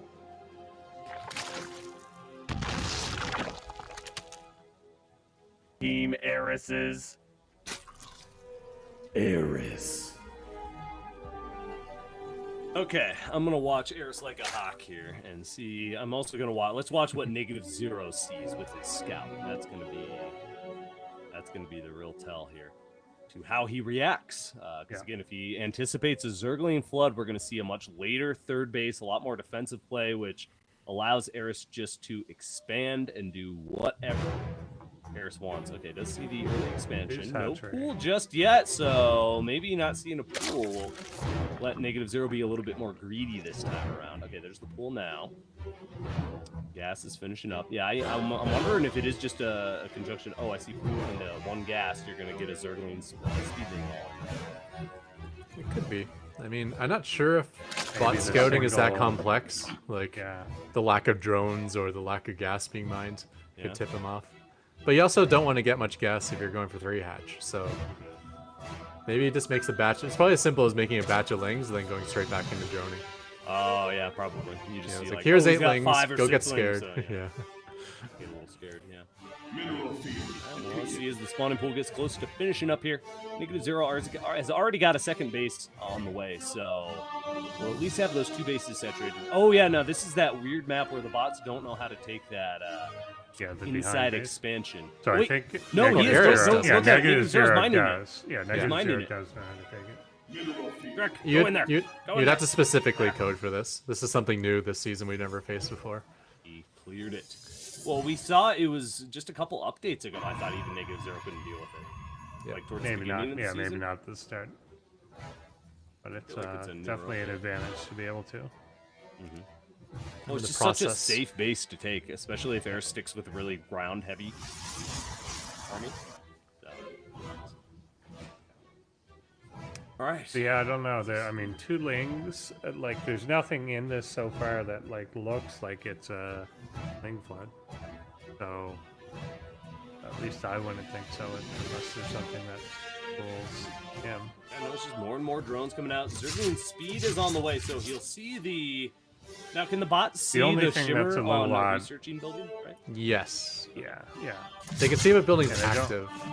It's inactive, but they obviously, they can't tell what it is necessarily. Yeah, and they don't get as much information as a human. Like, we can tell the difference between, like, a queen building or a hive upgrading. But for a bot, this is active. They see the hatchery's active. So they don't know which one it is. He seems to have though. That like we're at the 4 zealots and Yeah. so Yeah, he's doing I the same wonder if really it's- defensive build. So what yeah, did is he it see? the gas mining? Because the gas mining with a single drone is indicative of like going for speed, like just the way it's timed out. But is that enough to signal a link? Yeah, there's flag? only like 2 Zerglings out right now. So, yeah, something he's seen is making him freak out and think he's getting rushed, which is so not the case. Yeah. That is unfortunate. All right. Well, Yeah. he'll at least have an easy third base to take this time, where last time the Roaches were able to just push over and kill that third. As long as -0 takes his third in that pocket in his, little hidden base there or whatever, this could still go in his favor. Yeah. The question is, did he code anything to decide, hey, pocket bases, you can take that whenever you want. You don't need a certain army supply to feel safe. Well, I think he'll take it next because those workers did mine it out. Oh yeah, Yeah. I saw this in that. But I was hoping he would take it early, is what I'm saying. Because again, if he has no economy, he's not going to be able to deal with the roach flood. And I think we're already getting to the point where he needs to do damage now, or he needs to expand now. Otherwise, oh, here we go. we can almost call this. Oh no, it's a zealot. Oh. Zealot coming over. He's trying to clear the Zergling, probably. Yeah. It's obviously not there. All right. Well, here comes a little adept force going to try to get a little bit of damage done. Now, we have seen them be successful in the past where they can kind of get into that middle line. And if you can shade in and get shots off the burrow, but already he's slowing down a little bit of mining, which helps. Every little thing can help here for sure. Yeah, just seeing a roach here now help. Also decide, like, okay, obviously it's not what I thought it was. And again, lost mining time, but no real economic damage done. Which that's the ideal scenario. Actually, the shade might. No. They're so smart. They can like see when that shade is about to finish, and then they burrow. Because they weren't burrowing when the 3 adept shades were sitting there. But right as they got close to finishing, you see all the drones. Yeah, that's clever. So that's something Eris had to code manually, because we don't see that little like countdown meter that's above the Can you adepts. see when they shade though, right? You can see if you can see when the shade is created, then you could have your own timer. Yeah, you can. Yeah. Or you can guess by when you see it, because sometimes they're not created within your own vision. Yeah. So sometimes it just arrives from the fog of war, then you gotta make your best guess on when that's gonna complete. All right, pocket base has finally been thrown down for -0, so that is in the works. It's all going to come down if he can hold this roach aggression that will very shortly be coming his way. There, the roach is Immortal is on the way out. So there's a perfect engagement. Immortal will help. The big problem, though, the first time was the lack of detection at the wall. Yeah. Oh, so you're right. Yeah. The Immortal's one thing, but he can't see anything, so it doesn't make any difference. Make an observer right now. Everything's as bad as last game, but this time there's one major advantage, and that's he's not going to lose his third base before losing his wall with shield batteries. So he gets to keep the third base, and while this battery front is I don't still even available. hate pushing out with the zealots because they would just kind of sit at the wall and die anyway. So it buys him just a little bit more time pushing those roaches back, just a couple seconds. Oh, the Immortal needs to get behind the wall. It's barely in range of the shield battery. Yeah. Oh my god. But he's not gonna. No. Super Okay, battery keeps it alive. That Good was old as super close battery. as it could have been. Woo. All right, so the Immortal has a lot of work to do. There's an Oracle coming this time. Maybe it will detect. Yep. Yeah, and if he has he a throws third a base. Revelation, That's a big difference from last game. I still don't think it's enough, but it's still huge. Disruptor. Come on, Disruptor. Oh, come on, Disruptor. You it. No. There it is. No, but yeah, he gets a burrowed roach. I'll take it. Yeah. You know, he got a kill. Better than last game. You can get any or something. All right, this Immortal has again a lot of work to do. Yeah. So many units going down. There's the Observer. There's the Revelation. Batteries are down though now. And oh man, the Immortal's not attacking. Too late. Yeah. What we saw in game 1 was the Immortal got all these free attacks while the Nexus was getting targeted, and we needed to see that again. But get up the ramp. Get up the ramp. He's too afraid to attack. Yeah, he's too afraid. The Disruptor and the Immortal are the key to holding this, and they are just not doing their job. Immortal goes down, and with that, the roaches are going to spill into the main and even that pocket base and take game number 3 here. Lots of detection now, though. A lot of detection now. You can see all the roaches killing him. Yeah. That's good, I guess. He's got two oracles and an observer. Kind of overdid the detection. Oh, man. And yeah, it was just a little too late. If that third base comes up sooner, all this, I think, comes it together a little bit better. And he has the pieces in place that he needs. But It's just too Yeah, I many still don't roaches. even know if he, like, he's only made the one immortal in both games too, and that's kind of not enough. You need like a few of those or something. Well, he only finishes his robotics facility like Yeah. when the attack is coming in, basically. Yeah, So everything's super late because of the reaction to the thought he's getting all in. Yeah. Eris is looking like he wants to take revenge and wants to get that third title and is only one game away from doing so. -0. Now on the back foot, has to win 2 in a row to keep his title as ProBots champion. But it's looking rough. Just with the way these last couple games have gone, neither bot seems to be switching it up. So if we get one more repeat, then -0 will get knocked out here. If we just see that same scenario once more. So I'm a little bit worried about him. But we'll see. Again, we've said that before, and strange things happen sometimes, especially when you have these top-level bots that are so closely matched. One little thing can tip the scale in favor of the bot, for sure. So I've got my fingers crossed we're going to get my coveted ace match for our grand finals here, but it is definitely starting to look a little bit dire for -0. And -0 has to pull something out of his hat to take a win here. If nothing else, it's a lesson on game theory to bot authors, you know. You might say, like, why would I use a build that's not as good as my main build? Well, predictability is an issue, and you have a build that got solved, you know, in a certain manner, or at least exploited in a certain manner. And this is why it's nice to have some trick builds up your sleeve, or at least a different type of opener, perhaps, even, you know. Yeah, but yeah, I'm hoping it's not a repeat of the previous games. I'm not sure what could go different this time, but I think we all want to see that game 7. So if Mind Me loses his scouting probe and no longer thinks a Zerg rush is on the way, a Ling rush, right? Could that do it? Yeah. Sometimes Maybe bot some authors are reason. honorable too. Like when they find an exploit, it's like, okay, I'm not gonna do it every game. I'll just do it sometimes or something. Yeah.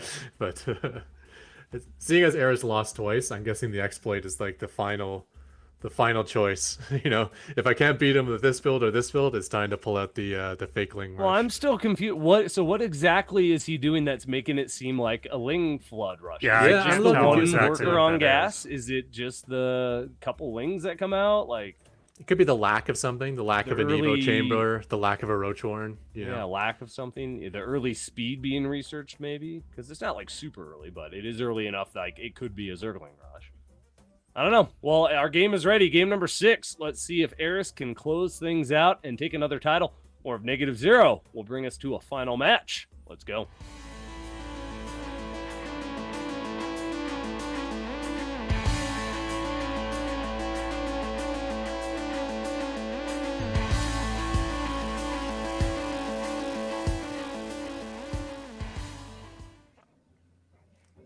Mind me's.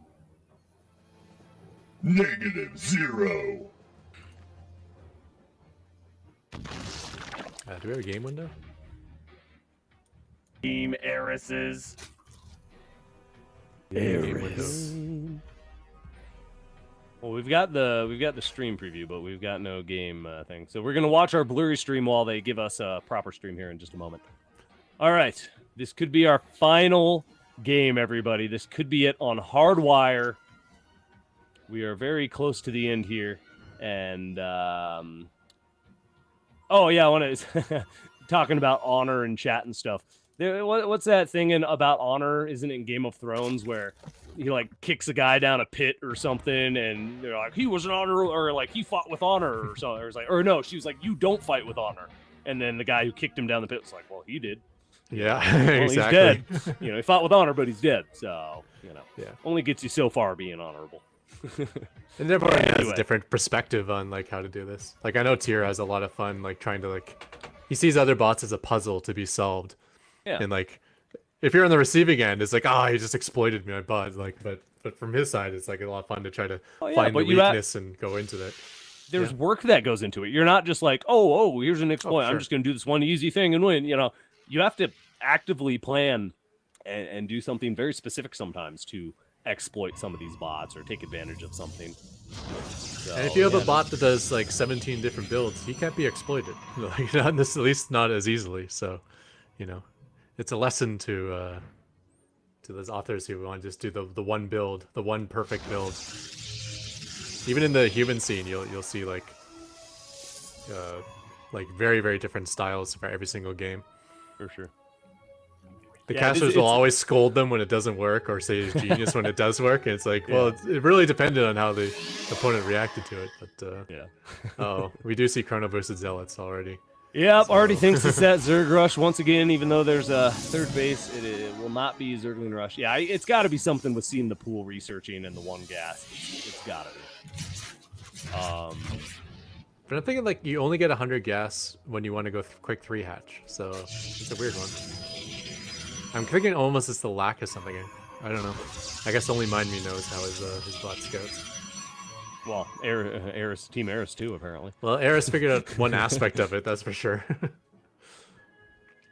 Well, and it's not even. It is just. It's like it's something that can be re-scouted, right? You can scout. Oh, he's doing a Ling Flood, even though it's a false Ling Flood. You should then a minute later realize, or even 30 seconds later, with that probe still in the Zerg base, oh, he actually has a third base. Oh, he's actually building these other things. There's no more Zerglings coming out. There are options and potential to re-scout and see, oh, okay, it's not a Zergling flood. Yeah, but this certainly isn't really just stuck on it. This isn't like a silly bot thing either. This is like something that Negative Zero can improve on. Because he's obviously lacking in the scouting, right? Like he's not checking to see if there's a third base, and or if he is, he's not considering it. Yeah, that's what I'm saying. Is there's that potential to then see, oh, it's not actually. Oh wait, no, I think he did see the third base. Isn't that his probe on the bottom right? I don't know what it is. Oh no, he hasn't yet. No, I'm sorry, that is Zergling going around. Okay, so you can also count the drones, which is a nice way of doing it. That's kind of what humans do. Oh yeah, that's something the bots could do way easier too. That humans cannot. They could just instantly see how many drones there are and do a quick little calculation. Yeah. The human will like look at a third base and like say, okay, I expect there to be like 8 drones there, but there's actually only 1. Okay, I'm getting all in. Something like that. What do you mean Negative Zero's retired? You can't retire after this, Negative Zero. You're not done yet. You're like number 2 on the ladder. Maybe a new bot's coming out. Is that what you're saying, Mind Me? It's rough. We'll give him some time. It's you invest a lot of time into building your bots, and especially if you don't go out putting out like your best fight, it's really hard to watch your bot fall apart. If like a dumb bug is in there, or if it's just some weird glitch, or if someone finds a weakness, it's tough to sit there after all putting in all that work and watching your bot go out that way. Well, and it's Micro Machine is kind of taking that path. He's quote unquote retired, but still super strong. Still has solid games against pretty much every other bot. I have no doubt Negative Zero will at least be sticking around for a while, even if no big updates are coming. Oh, okay, so Mind Me has started on a new bot. Nice. Adepts coming in. They're going to do a little bit of harass here. They do see all the roaches now and everything there, so there's another Robo coming down. The Adepts seem to have done a little bit more this time around and seem to have kept Eris at home for just a little bit longer. Do you think this could potentially give Negative Zero just a moment to get the proper response out? I don't know. He wasn't really killing drones. Yeah. And I think he needed there's no more third. than a moment too. Oh yeah, there's no third. He needed. It's not like he was on the verge of having the defense. Like, he needs like a while. Yeah, I'm actually a little surprised not to see Colossus. Colossus kind of won him the ProBots last time. Yeah, his abusing that range was really strong. Yeah, he's getting the. He's getting the building to be able to, and then we're just not going there. Yeah, he goes disruptors instead. Yeah. All right, well, here we go. Here's going to be that first little engagement, this time a little further away. Yeah, so there is an observer already on the way this time. Oh, that's helpful. That helps a bit. Mortal's behind the wall this time, too, so it doesn't take a ton of damage right away. The soccer's on the outside might be actually be a good thing, too. Yeah. They got plenty of room to kite there, so they can... Kite, yeah. So they can get a lot more DPS in. Let's see. So there's that observer. We need that observer right now. There it is. Come here, observer. There we go. Overcharge is done. This is already looking a little bit better. It's obviously so many roaches and might still just be too much. Oh, especially with the Immortal not firing now. Yeah, he's. Okay, the roach is going to get distracted over by the third, which will had he been able to combine this with the pocket third, then that would have been something. Yes, but, exactly. Yeah. I don't know. The third's actually buying a little time though, and it allows -0 to get out here and again just kite away from his main base. Yeah, it buys time, but he needs it. Like he needs the actual third mining. Yeah. To be there. And You know what? I like where that the Immortal's Immortal's actually gone. down here instead of in the base. It's not doing much more, but it could. Yeah. It could. Well, it I don't could like have that it's not attacking though as a problem. Yeah, It yeah, ranges that part is roaches bad. by so much that I think it should always be Absolutely. trying to get an attack range when it's on off cooldown. Yeah. Yeah, there's going to be too many roaches once again. Again, the pieces were almost in place for -0 to hold it off, but Eris is so strong. -0 took a great 2 wins to start this series off and really made Eris look like the inferior bot. But now Eris is just stomping all over -0, and this is going to do it. We are going to have our first bot with 3 ProBots titles, and that bot is Eris. And a great fight out of -0 once again. Incredible stuff to see. Just a phenomenal series between these two, and phenomenal series all season from these two bots, from every bot. Yeah, But really these two impressive. bots really gave us some great games this season. Really challenged all the other bots. Really put them up to the test here. Again, these two bots are top 2 of the ladder. They're really setting the bar for a lot of these cases. But congratulations, Team Eris. You are victorious, and you have claimed with Eris the first trifecta of wins. What are we calling that? Is that a hat trick? Or are we just going to What's call a it that? Royal Roader? Royal I've heard that term Roader? before. Royal Road is the first time you're in a tournament. Yeah, that's If if you win a you come tournament from the the group first time, stages, you- you've never won a tournament. Yeah, you come in. So this wouldn't be a Royal Roader for Eris. I But feel like when MVP won GSL for the third time, they had a name for it, but I don't know what it Yeah, I don't what it remember. was. either way, phenomenal sounds stuff. good. Can we all take a second, give a round of applause to all of our bots here, and for Eris, our victor, our champion of ProBot Season 3 2022. Congratulations once again. You have been the first bot to get 3 first place wins, and also getting revenge on -0 from last season. So that's got to feel extra good to be able to come back and get that win. So great stuff, seriously, from all of our authors and all of our bots this season. It has been a pleasure to watch, a real treat. Just some really good games. The humans versus bots was also a lot of fun to watch. And again, we're working every season to make that better and better, to make the bots function better and better against humans. That is still one of the biggest hurdles for our bots, is the human matches, just because of the differences that go into it. It is not just like playing up against another bot. There are different things you have to fix and plan for to make it function properly against a human. So great job, all you authors who got that working to play against the humans. It was really fun to see. And again, go download and play against the bots if you haven't already. 5 bots you can play against. Below me is a link. On our website is a link. You can go check that out. It's a lot of fun. I'm going to probably go play against these bots later today. I have yet to do so. Did Ralph get the entire bracket right? Oh, yeah, we did our prediction brackets. I think Raph got it right. And I found out I'm not actually the curse. I chose Eris to There you win, go. and I was right. Eris won, so I am not the reason that your bot loses if I choose you to win. There you go. Yeah, hold on. I want to before we wrap things up here. The only prediction to get everything right, I do believe, was, did you choose Eris to win? Yeah. As well? Yep. Yeah, looks Winner like it. Eris. Wow. Congratulations. First perfect Raph. bracket. Right. First perfect prediction bracket ever. And good job. You win. That's it. Mhm. All right, everybody, we are done. That is our grand finals here. Again, go check out Humans versus Bots if you missed that at the beginning of the stream. And a great grand finals here between these two. Another great rematch between Eris and -0. A lot of fun to watch. So thank you, everybody, for being here and for supporting us. Thank you, Crown Club, for hanging out. That artwork is available to download right now. There's a link somewhere in the chat. I think, actually, we can post another link here in the chat for it. But go check out on the website. You should be able to find the artwork. You can ask in the Discord. We'll hook you up. But thank you all for being here and hanging out with us over these past 7 weeks and throughout this whole season. It's been a lot of fun. Thank you, Ketrock and Endersword, for casting these grand finals with me. Always. It was a lot of And fun. Andy. Yep. Hopefully we'll see you guys back soon. And yeah, keep an eye out actually for our community game night. We should be doing one in the next week or two Yes. in our Discord for the Crown Club members. So come check it out. Come play a game with us. It'll be a lot of fun. Next Friday. There you go. Okay. Fun. Check it out. Next Friday, come be in the Discord. We're going to play some games together. We play Jackbox style games. We play various things. StarCraft games sometimes. and- Pictionary. Yeah. Just also, Code it's just a words. fun game night. Yeah. Yeah, whatever. come check it out. That's it. Good job to our production as well, keeping things running smooth. Drex Sama running the show. We've got Kaiser and Laddie doing an awesome job keeping things running, and our new admin as well. I actually haven't seen him in a while. What is he up to recently? Is it Zekum, right? What is it? Zekum?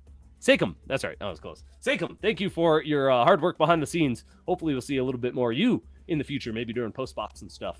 But great job, everybody. Great season. Phenomenal stuff. I am so excited to see you all next season, especially if you are in the Crown Club and you help support ProBots. Thank you so much. But yeah, again, keep an eye out for that next season in February, usually early February or March or something like that. We'll be doing it in a month or two. But in between, go check out AIarena.net. There's another tournament coming up in just a week or two, I believe, very soon, where you can watch a lot of these bots go head to head once more in a very fun tournament. Again, over at AIarena.net. It's in the chat. Check out that link as well. All right, that's it. We're going to wrap things up and send you all on your way. Thank you once again for being here and for your support. And hopefully we'll see you all next time here on ES Champ ProBots for another exciting season of ProBots. Until then, have a good time, and we'll see you then. Say bye. Wave. Gotta wave bye. There you go. Bye, everybody.